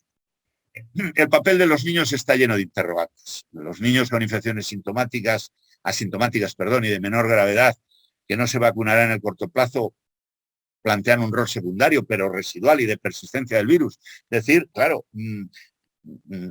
a los niños no pasa nada, pero pueden tener efectivamente una infección asintomática y contagiar a otros. Yo a eso digo, si los demás estamos vacunados, si estamos protegidos contra eventos graves, nos da igual. Y eso puede contribuir a normalizar el virus entre la población. Bueno, voy a ir un poco más rápido porque si no se acaba el tiempo, pero vacunar es algo diferente a las vacunas. Y comparar las eficacias no es igual a la efectividad, lo habéis visto, las estrategias de vacunación en los países cambian, las dosis booster o dosis de refuerzo, qué tipo se administra, la pérdida de inmunogenicidad en las vectoriales, la mayor reactogenicidad en las de mRNA. Hay alternancias, la alternancia de vacunas. Hemos visto cómo, por ejemplo, poner después de una de vectores una de RNA produce una subida de anticuerpos enorme. Yo creo que todas esas cosas estaban, y es lo que me planteé en este editorial, o lo que me plantearon los directores de Open Respiratory Check cuando me presentaron la posibilidad de hacer este editorial, y que yo resumo aquí, aunque os he puesto antes ese otro esquema. Pues en el periodo pandémico lo que necesitamos es una vacuna de máxima efectividad frente a eventos graves. Y en eso yo creo que estamos haciendo bien. Luego, en el periodo postpandémico precoz, necesitaremos estrategias vacunales de refuerzo poblacional. Es decir, tapar los agujeros del dique vacunal donde veamos que puede haber piteras, y hacerlo muy bien y con evidencia. En el periodo pospandémico tardío, pues ya, en el pospandémico ya tardío, lo que hay que tratar es de incluirlas en el calendario o vacunaciones múltiples, como se están realmente haciendo vacunas de respiratorio sincitial. Y necesitamos vacunas termostables, evidentemente, lo comentaba en este artículo, y en una conferencia que tuvimos conjuntamente con una viróloga italiana que está trabajando ahora en Florida, en Miami, que es la doctora Ilaria Capua, la necesidad de vacunas termostables, y en eso coincidíamos completamente, porque si no, sin tener vacunas termostables es muy difícil alcanzar a toda la población mundial. Y bueno, llegamos a la famosa booster, ¿no? Y que aquí se llaman dosis de recuerdo, de refuerzo. A los que quieran hablar las conferencias en inglés, que es muy bonito, pues dicen booster, que significa pues como aumentar, ¿no? Booster es como inflar, aumentar la presión, ¿no? Y realmente, bueno, pues los CDC ya lo tienen, ya lo han hecho, que tienen que empezar a vacunar, y está aquí resumido. Un poco las personas con vulnerabilidades, las personas que cuidan o que están continuamente al cuidado con personas vulnerables, que es esta persona de color con la mascarilla, y luego los sanitarios. Así que así se lo ha planteado Estados Unidos. Ahora veremos nosotros, que todavía eso no está claro, pero ya vamos teniendo cosas. Así que aquí están lo que hace con la vacunación en los CDC, que son personas de 65 años más, adultos mayores de 18 años que viven en instituciones, es decir, que están internados en instituciones de atención a largo plazo, y personas de 18 o 49 años que tienen comorbilidades o que tienen mayor riesgo de exposición y transmisión por trabajar o residir en ciertos entornos. Y ahí están, por ejemplo, personas, no sé, como puede ser una dependiente de un comercio en un gran almacén, que va a estar todo el día con personas, y que cuando haya por ejemplo, pues como ya ocurre en Estados Unidos, las vacunas las mascarillas son recomendables, pero no son obligatorias, o en Inglaterra, pues realmente habrá personas que se puedan sentir, digamos, más vulnerables en ese aspecto y puedan reclamar un refuerzo.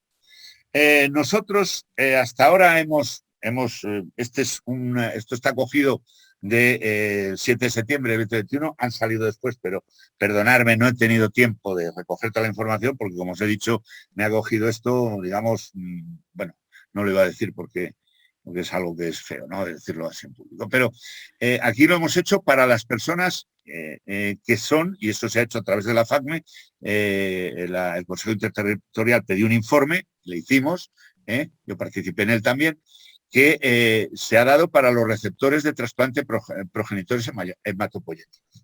Siempre que tras el trasplante pues hubieran recibido 2 dosis, como veis ahí en la diapositiva, con una estudia. En el caso de trasplante reciente, que previo al mismo hubiera recibido 2 dosis de vacuna, pues se recomienda, como ya sabéis que en el trasplante las personas luego hay un momento en que prácticamente están absolutamente indefensas desde el punto de vista inmune, pues hay que hacer 2 dosis adicionales de la vacuna. Y si no ha recibido nunca vacunas de COVID-19, el esquema será vacunación de 3 dosis. Es decir, hay una cosa que no se pudo ensayar, y en las vacunas se vio que con 2 dosis se conseguían más anticuerpos. Probablemente si se hubiera tenido más tiempo para actualizar las vacunas, en su debido momento se hubiera visto que con 3 dosis, hay ejemplos, ¿no?, de vacunas del calendario vacunal que llevan 3 dosis en la primovacunación, así que esto no sería una excepción.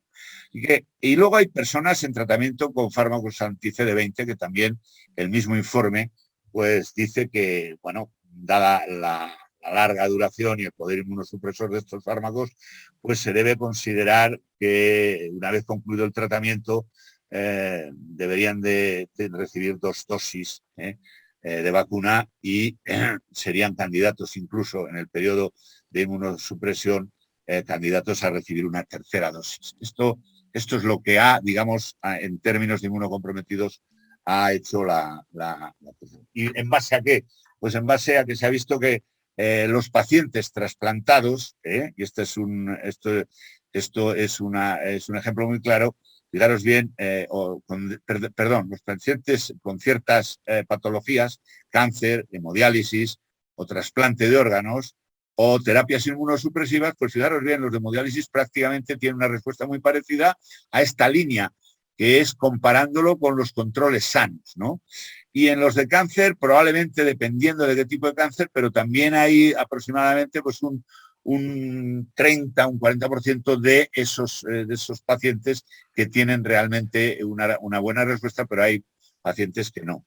En los de trasplante de órgano, la mayoría está de la línea para abajo, del 60 para abajo, comparada con los donantes sanos, y bueno, pues realmente es donde y realmente en la terapia inmunosupresiva es un poquito superior, pero fijaros que todos están por debajo de la línea de los controles. Así que digamos que tenemos aquí 4 casos en los que realmente se puede, y de hecho los americanos, ya lo dije en la anterior conferencia que os di hace 7 meses, os di las normas americanas, porque alguien me las preguntó y todavía no teníamos en España sobre cáncer. Y allí a todos los pacientes de cáncer, pues evidentemente les vacunan adecuadamente. Luego hay otra cosa importante, que es la inmunogenicidad tras una tercera dosis de vacuna en trasplantados de órganos sólidos, que es otra prueba más. Esto es un artículo que ha salido en New England Journal of Medicine, y veis aquí cómo los anticuerpos en esas personas después de la segunda dosis, esto es antes de vacunar, pero antes de la primera dosis, antes de vacunar, esto es antes de la segunda dosis, o sea, después de la primera hay muy poca prevalencia, pero después de la tercera dosis, e incluso un mes después de la tercera dosis, esos anticuerpos siguen subiendo. Esto es muy, muy importante. Y los títulos de anticuerpos también son muy buenos después de la tercera dosis. O sea que probablemente en estas personas hay que dar un empujón más a la inmunidad, y yo creo que esas son, de momento, buenas noticias que abogan en favor de hacer una prima vacunación con más dosis en los enfermos trasplantados, y probablemente se vaya extendiendo a personas que tienen una inmunidad comprometida o problemas de inmunosenescencia, como nos pasa a los mayores, aunque la inmunosenescencia no sea por igual, pero hay que tenerlo. Y finalmente, fijaros bien, este es un trabajo que estaba, no sé si se habrá publicado todavía, estaba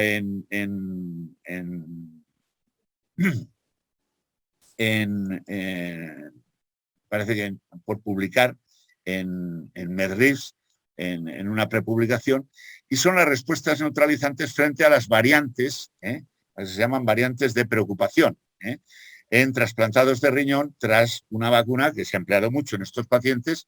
Estos pacientes trasplantados se han empleado las vacunas de Comirnaty, la de Pfizer y la de Moderna, y como se ve, aquí veis el nivel normal, esta es la raya que veis en todos los lados de esta raya, que es el nivel en los sujetos, digamos, normales, en los sujetos que no tienen ningún tipo de trasplante, y como veis, como esta es después de la segunda dosis, no tienen todavía ni un 10%, hay un 10% de inhibición del crecimiento del virus, sin embargo, con la segunda dosis, fijaros aquí, está mucho más alto con la cepa Wuhan.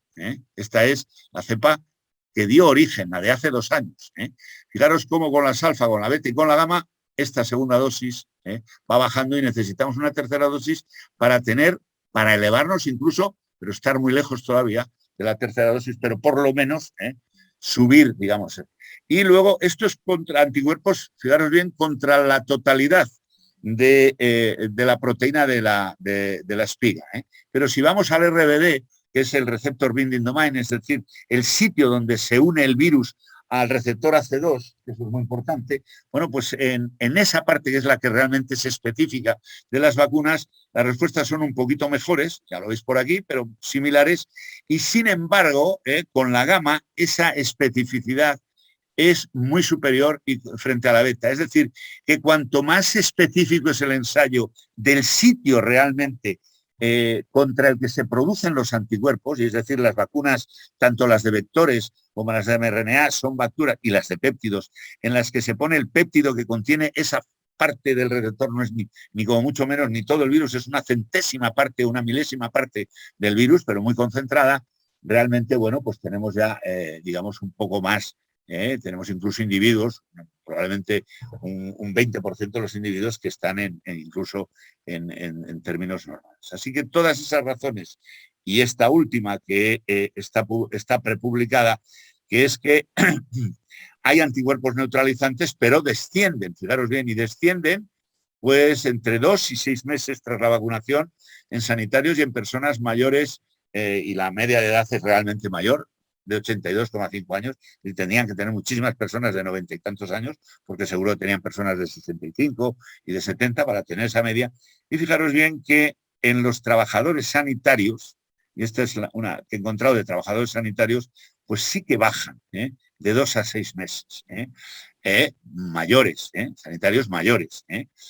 Quizás en Estados Unidos, que no hay estas jubilaciones, sino que a la gente le permiten trabajar mientras quieren firmar un contrato y la dirección ve que pueden ser personas válidas, pues ahí se ha sacado, ¿no? Yo creo que es importante esto, porque sí que hay un descenso y esto es producto de la evanescencia. Y aquí lo mismo, de tal manera que esto no viene en la diapositiva, pero os lo digo yo, aproximadamente hay un 6% de pérdida, digamos, de anticuerpos cada 2 meses. Y esto es un poco la idea que a mí me gustaría que os quedara después de ver todas estas diapositivas. Pero fijaros bien, esto es otro New England y un Eurosurveillance, en los que se demuestran prácticamente las mismas cosas. Y es que las infecciones de SARS-CoV-2 protegen la reinfección. Y estos son en sanitarios, fijaros bien, esto está cogido por días, los negativos, y realmente aquí la incidencia en los que son positivos, es decir, o bien se han vacunado o bien han tenido la infección, y entre estas personas, en todo este periodo de meses, pues fijaros la incidencia de infección, una vez ajustada, la diferencia que hay de este pico cuando llevan aproximadamente pues unos 6 meses desde que se infectaron o desde que les vacunaron, y fijaros bien, la diferencia es enorme entre las personas que están protegidas, en azul, de las que no están protegidas. Pero yo creo que eso también nos tiene que quedar claro y es importante. Bueno, la vacunación en las personas que han pasado ya el COVID, pues mirad, es muy importante. Se ve en este diagrama que veis aquí de la izquierda, de la derecha, de vuestras pantallas, en que, como podéis ver aquí, pues realmente lo que sucede es que a estas personas que no tienen, que no han tenido una infección, es decir, que son naïf, lo veis aquí, esta es la respuesta de anticuerpos que tienen. Y en cambio, los que han tenido una infección natural, pues ya están por encima. Así que lo que es lógico es que en rojo la elevación de título que se produce de anticuerpos o de porcentaje de anticuerpos es enorme. En lo rojo siempre es mucho más elevado, lo veis en todas las diapositivas, que los que no han sufrido la infección. Por eso se adoptó enseguida la medida. Yo también participé en un position paper de la Sociedad de Pulmonología y me dieron este tema, y era cuando todavía no se había legislado nada, pero por lo que yo había leído entonces, pues era partidario también de alejar la vacunación. Yo decía por lo menos unos meses me refería a 4 o 5 meses, al final se ha decidido que sean 6 meses tras de pasar la enfermedad sintomática o asintomática. Siempre que tengas prueba de una PCR positiva o un test de antígeno positivo o que tengas anticuerpos anti-N, yo creo que eso hay que tenerlo en cuenta. Y si se pasa la infección tras la primera dosis, pues igual, porque se considera que no ha habido suficiente inmunidad. Bueno, yo no voy a decir mucho de la vacunación de niños y adolescentes porque ya a pesar de la interrupción, se nos ha pasado el tiempo, pero bueno, hay muchas cosas a favor y en contra, es un tema en debate y se puede abordar, pero hay que tener en cuenta que realmente hay otros riesgos, y hay riesgos éticos de seguridad, que hay que hacer una evaluación muy cuidadosa. Aunque se estén dando prisa las casas farmacéuticas en autorizar en niños, yo creo que necesitamos todavía más evidencia, porque realmente el impacto de la vacunación radica fundamentalmente en la limitación de la transmisión. Y entonces, cuando no hay beneficios, como en el otro lado, que es hospitalización, enfermedad grave, etcétera, etcétera, que en los niños las cifras son ridículas, pues aquí es clave la seguridad riesgo-beneficio, es decir, aquí es clave la relación coste-beneficio o riesgo-beneficio. Así que es muy importante tenerlos. De las vacunas de COVID y embarazo ya están recomendadas hasta por la OMS, se ha impuesto, en la práctica real, y aquí veis cómo realmente hay más posibilidades entre las mujeres que están, embarazadas con COVID-19 en rojo, pues en términos de tener niños a pretérmino o ingresar en la UBI. Algo parecido y que el niño pueda estar con más facilidad en la UBI. ¿Por qué? Pues pasa un poco como con el virus de la gripe, es muy, muy parecido. Y esto es algo que todavía no he encontrado yo publicaciones después, pero la verdad es que no he tenido tiempo, o sea que yo me disculpo, quizás alguien de la audiencia me pueda ayudar y al final me diga, pues sí, yo conozco un paper, yo se lo agradecería enormemente, pero lo leí en una noticia de Medscape hace aproximadamente pues, unos 6 o 7 meses, que había habido aproximadamente, era un estudio simplemente por entrevista, pues un poco más de un 30%, es decir, más de una tercera parte de las personas que tenían long COVID, es decir, COVID persistente o COVID largo, que mejoraban parcial o totalmente tras la vacunación. Así que yo lo incluí aquí porque creo que era algo que debemos también ver. No solo hay vacunas, estamos ante una enfermedad nueva y las vacunas pueden tener a veces un efecto no solo profiláctico, sino en algunos casos puede tener a lo mejor algún efecto beneficioso curativo. Bueno, la pregunta de cuándo nos libraremos del virus está aquí en este, digamos, en este maravilloso artículo del Lancet, que yo recomiendo, publicado pues, hace realmente ya un tiempo, es en 2020, y cuando se hizo una encuesta, esto es una especie de porra, no tiene más valor, han cogido a científicos que tenían un cierto renombre o que figuraban entre las revistas de PubMed, etcétera, etcétera, y les han dicho, bueno, vamos a ver, vamos a hacer 2 preguntitas, como estas que salen en Twitter a veces, ¿no? ¿Cómo piensa usted que el SARS-CoV-2 llegará a ser endémico o que continuará a circular digamos, en bolsas en la población global? Bueno, pues la mayoría de la gente lo que dice es que será pues probablemente endémico, ¿no?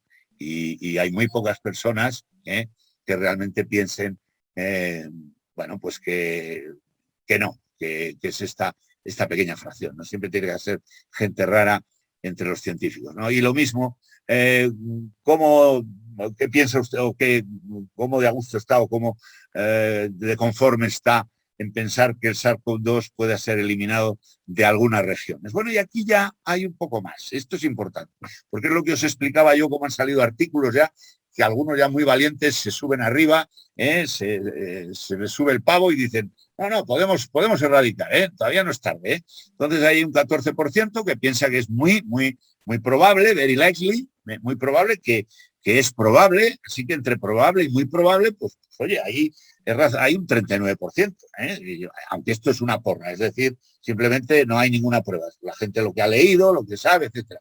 Y sigue habiendo una mayoría, o sea que prácticamente hay una mayoría que piensa que el SARS-CoV-2 es un nuevo virus respiratorio, pues que competirá con los 180 o 190 virus respiratorios que se disputan al Homo sapiens desde que nos pusimos de pie hace unos millones de años. Es importante estar al tanto de la vacunación COVID, es estar al tanto porque van a salir ya, han salido algunos, pero en comunicación pública que yo sepa no, aunque podría estar atrasado aproximadamente en las publicaciones una semana y media, que es lo que tengo de retraso ahora, pero en la combinación de vacunas, y esto es un estudio serio inglés, de los ingleses, que ya sabéis que es el de combinación de vacunas, que hay 8 brazos, es decir, 2 dosis de vacuna espaciadas 4 semanas, 2 dosis de Oxford y luego AstraZeneca 12 semanas, una de Pfizer-BioNTech, 2 dosis, 4 semanas, y 2 dosis de Pfizer-BioNTech 12 semanas como grupo control. Y luego alternancia de vacuna para la separación de dosis, porque hay personas que siguen pensando que en ese afán de vacunar hemos ido muy próximas unas dosis a la otra. Y las dosis de recuerdo, la prima vacunación es mucho mejor cuando se persigue la distancia óptima entre vacunas. Y a lo mejor la distancia óptima no es la que estamos empleando, la más óptima, porque no ha habido tiempo realmente a hacer más brazos de los ensayos. Y esto hay que entenderlo. Así que yo realmente os diría que para ponerse al día, pues os daré luego al final una publicación. Ha salido también un informe, probablemente haya salido después otro, este es el del 16 de septiembre, de la seguridad de las vacunas. Ya sabéis que se están investigando posibles casos notificados de síndrome inflamatorio multisistémico y trastornos menstruales, algo que a mí realmente, bueno, que si una persona ya casada y mayor y conozco realmente cómo es ese tema de las mujeres, pues puede ser muy difícil, ¿no? Hay que tener en cuenta que hay millones de mujeres que se vacunan anualmente en edad fértil y que pueden tener algún trastorno, y atribuirlos a la vacuna de una manera directa va a ser bastante difícil. Pero bueno, hay también otras con la glomerulonefritis, el el eritema multiforme, el síndrome nefrótico y sobre todo con los casos que os he dicho antes en la diapositiva que han ocurrido en niños y en adolescentes de miocarditis y pericarditis asociadas a vacunas ARNM. Fijaros bien, qué diferencia de comunicación, que nadie se ha enterado de esto y sin embargo, bueno, pues a AstraZeneca la destrozaron prácticamente, probablemente por una mala comunicación de la empresa. Las trombosis se siguen de vacuna Vaxzevria, pero también hay algunos casos en que hay tromboembolismos sin trombocitopenia. Ya sabéis que lo que daba era tromboembolismos con trombocitopenia, es decir, una paradoja. Había trombos, pero sin plaquetas, con déficit de plaquetas. Y ahora hay trombo con, plaquetas normales, ¿no? Entonces hay que verlo. En fin, pero realmente seguimos con los mismos efectos adversos. Quizás en la vacuna en Gamaleya, la vacuna rusa, que algunas personas se han puesto la vacuna rusa por estar allí o estar fuera o estar en periodos importantes en Rusia, pues se ha visto un efecto de parestesia, incluso de tinnitus, zumbidos, pitidos en el oído, que también se ha demostrado como una especie, eso lo saben los otorrinolaringólogos, que han visto cuadros de ese tipo en enfermos de COVID para la vacuna de Janssen, además de la vacuna de Sputnik. Y bueno, todas estas actualizaciones de vacunas en cuanto a cómo van y cómo van los ensayos, estos son, digamos, lo dejo un poco por si acaso alguien quiere sacar una fotografía a la pantalla y coger, digamos, esa lista de sitios que ya la publiqué la otra vez que lo hice. Y las cuestiones pendientes en esta era de COVID, bueno, pues es pensar si puede repetirse el próximo otoño-invierno la situación epidemiológica de gripe y VRS en este año pasado, que no ha habido VRS o ha sido muy tardío. Ya lo vaticinábamos nosotros en un artículo que publicamos todos los integrantes del centro de gripe y que se publicó en Vaccines. Se admitió en la revista, se mandó a la revista en abril, se publicó en junio y ese mismo mes, justo cuando se publicaba, parte de lo que nosotros habíamos anticipado se produjo y es que ha empezado a haber este año epidemias de respiratorio sincitial. Algunos de los que me escuchéis tendréis niños pequeños y asentiréis con la cabeza porque os lo han diagnosticado, de bronquiolitis, de bronconeumonía, unos catarros mucho más duros que han ocurrido en las guarderías y en donde había niños pequeños y en una época en que normalmente nunca ocurre, que es en la época, pues eso, de mayo, junio. Ha habido en Valencia, en Madrid, en Barcelona, también en Valladolid. Y la otra pregunta es la que habéis visto.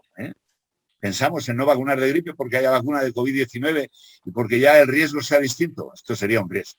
Así que yo acabo aquí mi conferencia diciéndonos que mantengamos la calma y nos pongamos las vacunas según corresponda por nuestra edad y condición. Y si estoy hablando a sanitarios, a todos nos corresponden las dos, COVID-19 y la vacuna de gripe. Muchísimas gracias por haberme invitado, por haberme aguantado todo este tiempo y estoy a vuestra disposición para las preguntas y para el coloquio que queráis hacer. Muy bien, Raúl, muchas gracias, como siempre. Siempre es un placer oírte porque se nota que disfrutas. O sea, es una maravilla ver a un profesional que es capaz de disfrutar de su trabajo de esa manera. Así que en ese sentido, pues no tengo más remedio que darte la enhorabuena casi, solo por eso. Pues gracias. Si no, es que si no me gustara no lo haría. No me habría ni dedicado a dar clase. No he sido nunca un profesor aburrido. Bueno, me alegro. Eso he oído. Pues si te parece, pasamos unas preguntas que nos han hecho los compañeros. Muy bien. Algunas a lo mejor ya las has ido contestando, pero bueno, hay otras que a lo mejor nos puedes solucionar alguna dudilla, ¿vale? Un momento, que salen ahora en pantalla. Ajá. Ah, qué bonito. ¿Has visto? Es que tenemos... Nosotros sabemos hacer muchas cosas que tú... ¿Habéis hecho un teatrillo virtual? Hombre, pero ya lo conocías tú. No, que va. Yo esto no lo he conocido. No. ¿No? Yo vale, la otra vez yo creo que era con una sábana. Sí, es que hay otro con una sábana. Es que como no te has podido conectar antes, te has perdido de la sábana. Claro, que era el de la otra vez. La otra vez fue muy pedestre. Yo creo que ahora habéis mejorado en atrecho. Sí. Ahora sale, vale. ahora sale por ahí un compañero corriendo, ¿eh? Sí. Y nos partimos el esfínter de risa. Muy bien, Raúl. Vale, mira. ¿Qué opinas sobre comenzar con la tercera dosis de vacunación? Esta es una pregunta. Bueno, lo he contestado, yo creo, por puntualizarlo. Está clara que la tercera dosis la tienen que recibir los pacientes inmunodeprimidos, porque esos se mueren de COVID. Y hay varias publicaciones como como 10 o 12 publicaciones en revistas muy importantes que han puesto de manifiesto que tras la segunda dosis no se alcanza un nivel suficiente de anticuerpos. Y eso va para trasplantados de órganos sólidos, de progenitores hematopoyéticos y para personas que están en tratamiento con CD20, incluso para otros tratamientos con inmunosupresores. Así que eso está claro. Ahí añadido después, creo que lo han añadido hace unos 5 o 6 días, que no lo he visto el documento exactamente, pues a los de las residencias, porque lo han pedido varias comunidades, precisamente por encontrarse con personas muy mayores. En Castilla tenemos personas muy mayores que tienen problemas de inmunoevanescencia. Pero aquí tengo que decir una cosa, Mónica, y es muy importante que lo entienda toda la gente. Nosotros en el centro de gripe, tanto el doctor Eiros como el doctor Iván, la doctora Rosa Monfil, que es un médico de la Diputación, de las 2 residencias que tiene la Diputación, General Marcelo y la otra residencia, bueno, pues llevamos un estudio modesto, pero un estudio que está pendiente que nos lo admitan ahora a publicar, en la que hemos visto que ha habido una porción muy importante de personas que se han infectado en las residencias, como todo el mundo sabe, y que no ha sufrido la enfermedad, pero eran positivas en PCR. Y no han tenido apenas síntomas. Cuando se les ha puesto la primera dosis de vacuna, aunque tuvieran los años que tuvieran, han hecho una respuesta en anticuerpos como si fueran pollitos de 25 años. O sea que esto de tener la cabeza como las orejeras, no, los mayores que están los pobrecillos que nos sacan todos los días la televisión, ahí a una mujer ahí con unas manchas en la cara y con las manos. Bueno, pues esas personas, si han tenido una infección asintomática y están ahora sanos, están más protegidos que a lo mejor algunos de los oyentes que no han hecho una respuesta buena a la vacuna. Y que eso es un poco lo que yo tengo que decir de la tercera dosis, digamos, resumiendo. Vale. Y Raúl, estas personas, estás hablando tú sin pasar a la segunda, me voy a referir a la primera. Yo que lo he leído ahora en el chat y además se me estaba pasando a mí por la cabeza. ¿Qué ocurre con el personal sanitario y sociosanitario o el personal que trabaja en los servicios sanitarios y sociosanitarios, pero que no pertenecen a esos grupos que tú has hablado de riesgo, ni trasplantados, ni inmunodeprimidos? ¿No sería conveniente, por lo menos, si no es vacunarles, por lo menos detectar el nivel de protección, una prueba de anticuerpos, de antígenos, algún tipo de determinación? ¿Qué opinas? Un refrán que ante la duda, pero no lo digo porque es una ordinariez, pero mirar, por eso os he puesto las recomendaciones de Estados Unidos. Porque al final los europeos lo que hacemos es coger las recomendaciones de los Estados Unidos, las vemos, las redactamos, quitamos una letra, las traducimos al italiano, al español y tal, y nos las comemos con patatas. Así que por eso la primera diapositiva que se ha puesto han sido las recomendaciones del CDC, que han salido hace aproximadamente unas 3 semanas, o 2 semanas, muy recientemente. Y ahí fijaros bien, no distingue. 18 a 69 años que tengan condiciones de comorbilidad, obesidad mórbida, tal. Se quieren asegurar de no sobrecargar sus hospitales. Y por supuesto los sanitarios. O sea, y aquellas personas, que es lo que tú me preguntas, que lo he dicho durante la charla, que estén por su trabajo en mayores condiciones. He dicho, gente que a lo mejor pues va a estar trabajando en un sitio que va a estar todo el día pasando gente delante suya. Y realmente eso es lo que quieren. Eso es lo que quieren. Esto lo están haciendo los americanos. Evidentemente, sus razones poderosas tendrán. No creo que los americanos, con las liabilities que tienen y digamos la responsabilidad civil, que les caen encima si hacen una torpeza, les caen todos los abogados y les sacan las mantecas, estén haciendo algo sin haber realmente pensado en la trascendencia. Así que, aparte que Estados Unidos va a contar con un hándicap, Mónica, y es que le va a costar llegar a un 80% de población vacunada, porque hay muchos antivacunas. En España somos un país vacunador. En España creemos en las vacunas. En España, cuando decimos que una persona está vacunada de pagar, pues sabemos que es un usmia, pero de cuidado. Entonces, la vacuna y vacunación lo entiende todo el mundo, tenga el nivel cultural que tenga. Sin embargo, habéis visto en mi última diapositiva que en inglés no se dice vacuna, vaccine o vaccination, dice, ese tío es gilipollas. O es un pedante, ¿no? Allí se dice shot, que es un tiro, o jab, que es un pinchazo. Jab es pinchazo, o shot, que es un tiro. Cuando alguien está tirando, dicen, he's shooting.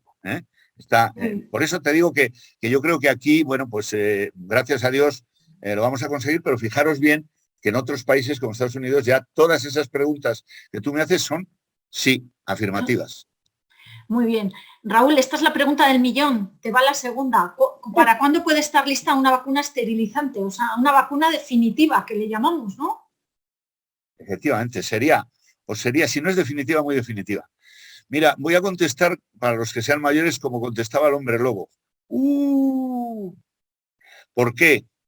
Bueno, os he dicho antes de las vacunas atenuadas que necesitan pasar muchas más pruebas de seguridad, porque al fin y al cabo estás metiendo, ahí sí que estás metiendo realmente un virus vivo atenuado. Entonces las pruebas de seguridad postvacunal, de que no se tienen que ser enormes. Con la dificultad de que ahora vamos a tener a prácticamente toda la gente, o mucha gente al menos, vacunada. Por lo tanto, con anticuerpos frente a COVID. ¿Vale? Así que, ¿cómo tú ensayas una vacuna atenuada en población que ya ha sido vacunada con la otra? Ya. Es difícil, ¿eh? Es difícil. Tiene su dificultad. De hecho, te voy a poner un ejemplo. La vacuna que tenemos en España, que es de AstraZeneca, por cierto, atenuada, es una vacuna que funciona maravillosamente, que es la que se pone a los niños en Reino Unido, preferentemente, en Finlandia también se pone en Canadá. Es una vacuna que no se recomienda por encima de los 25 años.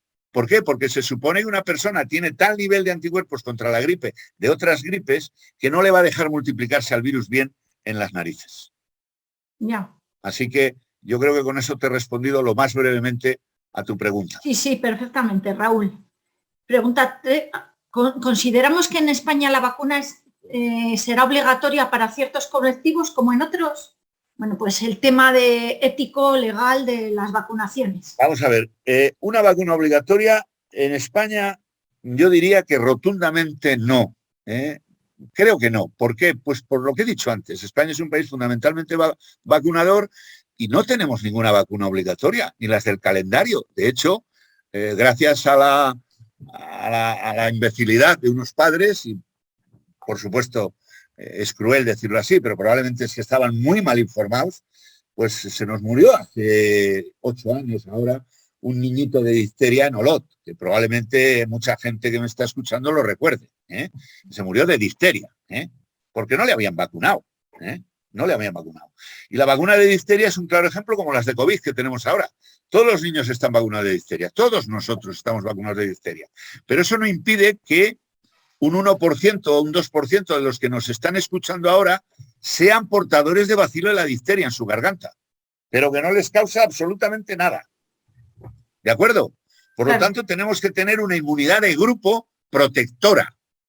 Pero el bacilo de la difteria se sigue. Si dejáramos de vacunar, como ha habido el peligro por la COVID, que los niños no salían de casa, no se les llevaba a ningún lado, pues podíamos tener un brote de difteria, que es importantísimo. Entonces, yo creo que obligatoria, no. Otra cosa, si me la preguntas, es que en algunos casos pudiera ser un requisito. Oiga, mire, lo voy a exagerar con un ejemplo que es como se exageran las cosas. Oiga, mire, es que yo quiero conducir estas máquinas, este autobús que me encanta, o camiones, me encanta conducir camiones. Oiga, ¿tiene usted carnet de conducir? Por supuesto. Y dice, aquí está. Oiga, no, mire, usted tiene carnet de conducir, pero de segunda, para conducir un coche o para conducir una motocicleta. Para un camión se necesita, o para un autobús que va con niños se necesita otra cosa. Esos son requisitos. Cualquiera que se dedique a hacer tatuajes, pues seguro que conoce lo que le estoy diciendo, porque es curioso, lo diré con un ejemplo muy claro, que para hacer un tatuaje, un señor que tenga una tienda o esto de hacer tatuajes, necesita más certificados y más requisitos de vacunaciones que un cirujano cuando va a operar. ¿Qué te parece, Mónica? ¿Cómo se te ha quedado el cuerpo? Pues ya ves.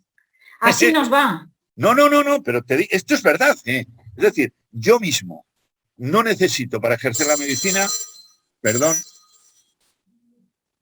me están llamando al teléfono y estoy aquí, lo pongo en silencio.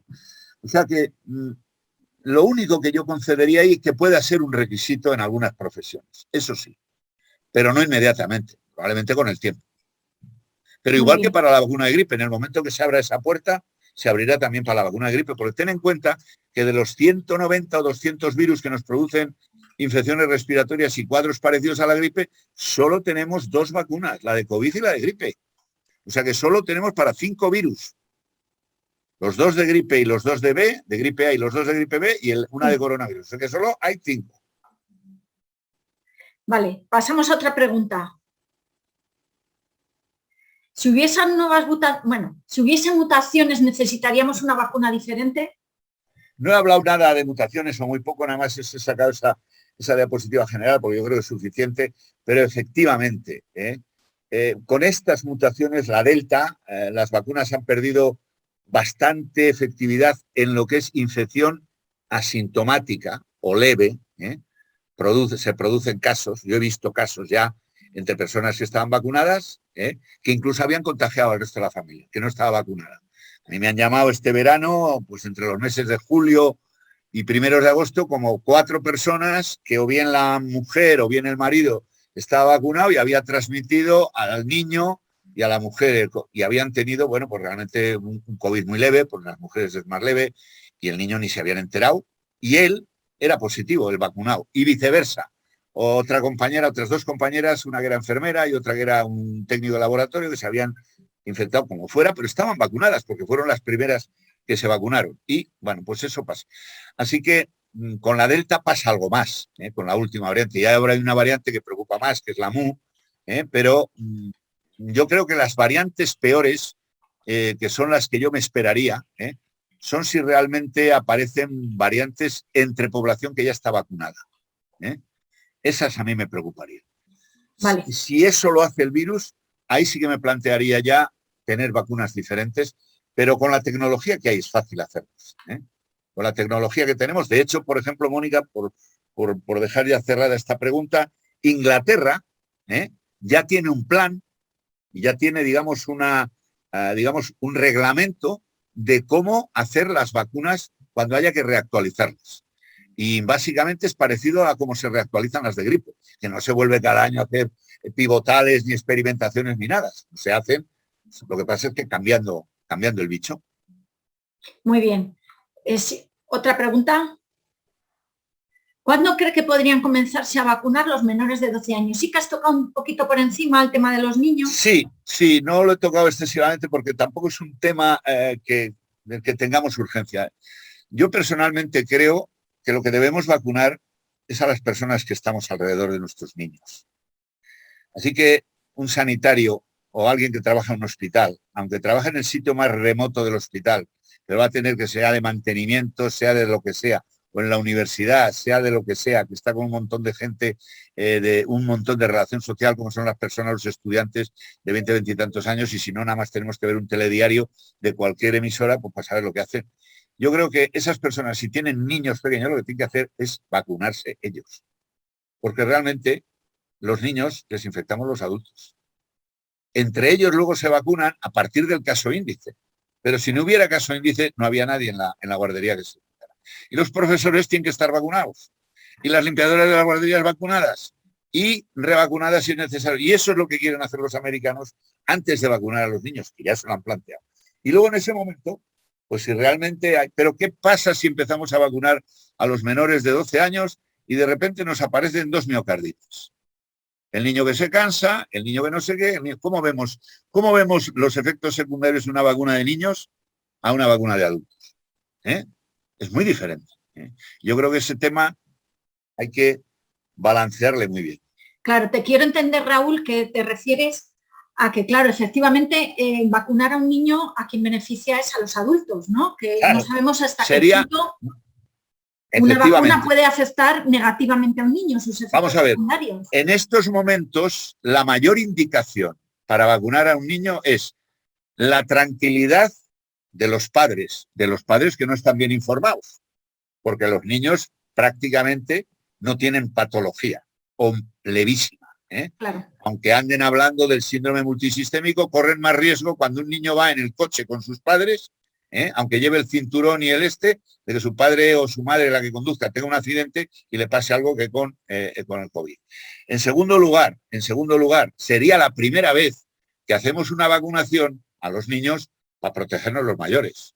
Yeah. Porque eso es lo que estamos oyendo todos los días. Sí. Sin tener en cuenta cuál es el coste, el riesgo-beneficio de esa vacunación.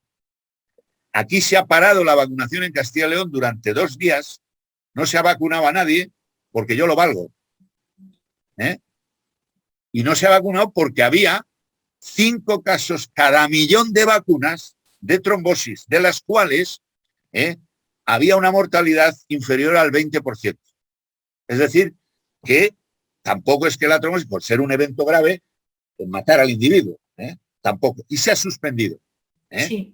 Cuando realmente coger el COVID o tomar la píldora te da un riesgo muchísimo mayor de trombos que esta, digamos, esta vacuna. Y en los niños estamos ya pensando, bueno, como los niños mandamos los padres, venga. Entonces yo creo que los padres debemos de tener, los abuelos debemos de hacer un esfuerzo y realmente si hay que vacunarles y si tenemos clara que la seguridad es 100%, como el del resto de vacunas que se ponen al resto de niños en el calendario vacunal, mi opinión es sí, adelante. En tanto que eso no ocurra así, iré diciendo, tú vete vacunando a los tuyos, que yo de momento ya veré lo que hago. Muy bien. Pasamos a otra pregunta. ¿Cuál podría ser el motivo? Eso es, efectivamente, la pregunta que yo creo que muchos sanitarios nos hemos hecho. Hemos pasado todos la época del VIH, ¿no? Aquello que surgió que... Sí. Y resulta que podríamos haber tenido una vacuna similar a la que tenemos ahora, del RNA. ¿Por qué entonces no? ¿O por qué ahora sí? ¿O qué pasa, Raúl? ¿Qué está pasando ahí? Pues mira, que los virus, por ser virus, no son iguales. Por eso yo soy virólogo. Porque yo al principio, cuando yo estudié medicina, yo acabé en el año 72, imagínate, cuando alguien no sabía lo que era, cuando no sabíamos lo que era, incluso yo, digamos, será un virus. Y ahí entraba todo. Claro, cuando los virus se les ha ido poniendo nombre, se les ha ido poniendo vacunas, se les ha ido poniendo tratamientos, se les ha ido estudiando, pues hombre, ahora sabemos que un virus a otro se parece como un huevo a una castaña, por decirlo con palabras en español. ¿En qué se parece el VIH al coronavirus? Pues en que los dos son cubiertos y en que los dos son virus RNA, en nada más. El VIH tiene una capacidad de mutación probablemente 3 logaritmos más que el coronavirus. El virus RNA se equivoca hasta para ir a misa. El VIH, a una persona le mata un virus que tiene una diferencia entre un 4 y un 5%, genéticamente hablando, en el mismo individuo, sin que sea infectado por otros. O sea que el VIH, uno de los problemas que tiene, es que fíjate que es un virus que no se infecta y que nosotros estamos produciendo anticuerpos, pero a toda prisa. ¿Y qué pasa? Que producimos anticuerpos, primero, contra una zona que no vale. Y segundo, son anticuerpos que incluso aunque lo hagamos contra la zona que vale, cambian con el tiempo. Y por lo tanto es muy difícil. Por eso tiene ese escape enorme el VIH y constituye no solo por eso, también porque se integran las células, etcétera, etcétera. Hay muchos, pero es muy, muy diferente. Es decir, una vacuna RNA no es una vacuna milagro. Lo único que supone una vacuna RNA, para que lo entienda todo el mundo, es que podemos producir vacunas sin tener el virus. Podemos producir vacunas simplemente con que nos manden una carta con la secuencia genética de la parte que interesa producir anticuerpos. Porque nosotros lo que hacemos es ponerla como si metiéramos esa secuencia en una impresora de 3D y nos da la instrucción para producir esa proteína en nuestro propio organismo. ¿Lo entiendes?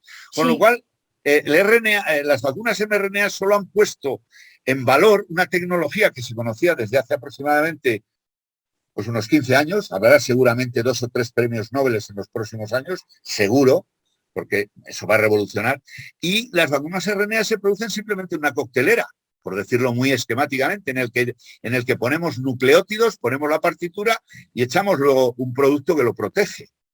O sea que no necesitamos ni incubar, ni células, ni para aquí, ni para allá.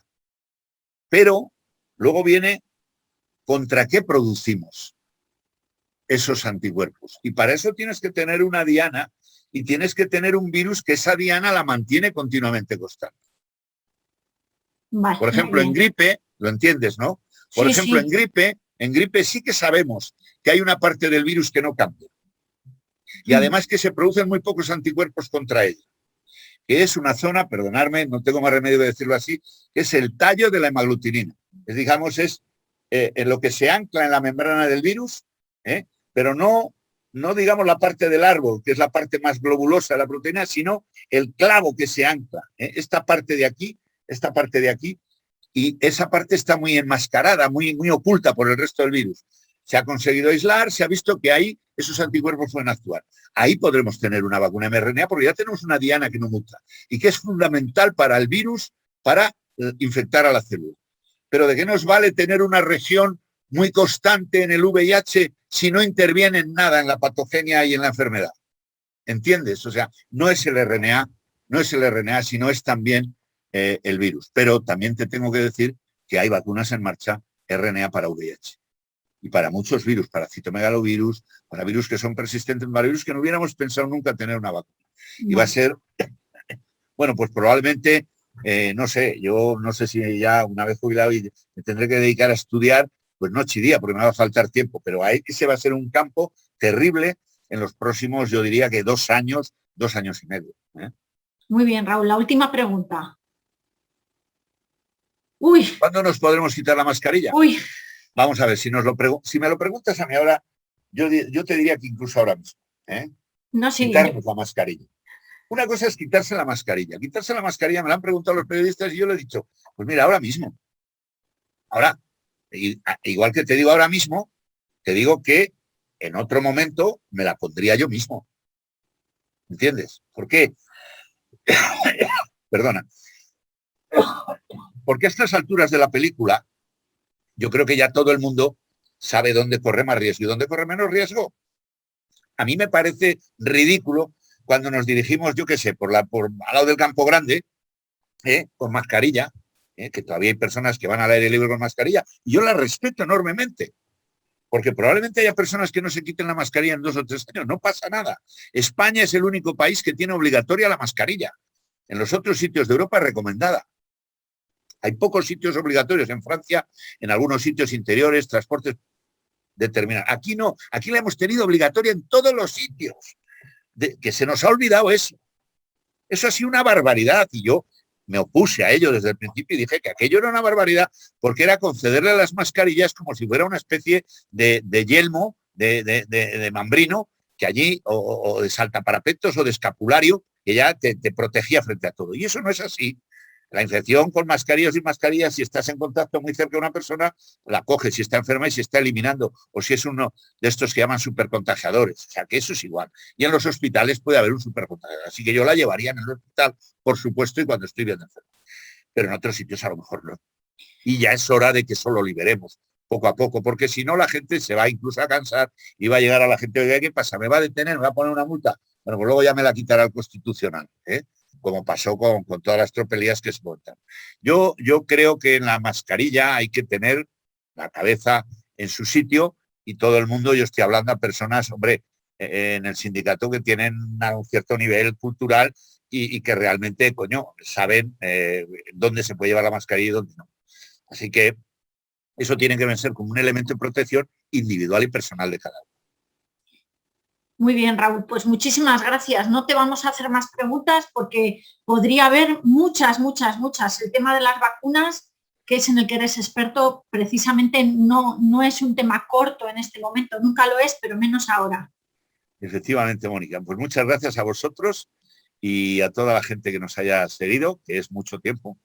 Y nada, hasta cuando queráis. Muy bien, seguiremos contando contigo, con eso no lo dudes. Muy bien, venga. Muchas gracias a todos los que habéis asistido a la sesión de hoy. Nos vemos el jueves de nuevo a las 6 de la tarde, como siempre. Conectaros un poquito antes, como a -10 o así. Esperemos que ya no haya ningún problema para la conexión como ha ocurrido hoy. Ya todos habremos cogido un poquito más de destreza. Recordad, os lo recuerdo, que si no podéis acceder pinchando directamente en el enlace que os hemos enviado, si lo copiáis y lo pegáis en el navegador, accedéis sin ningún problema. ¿Vale? Venga, muchísimas gracias.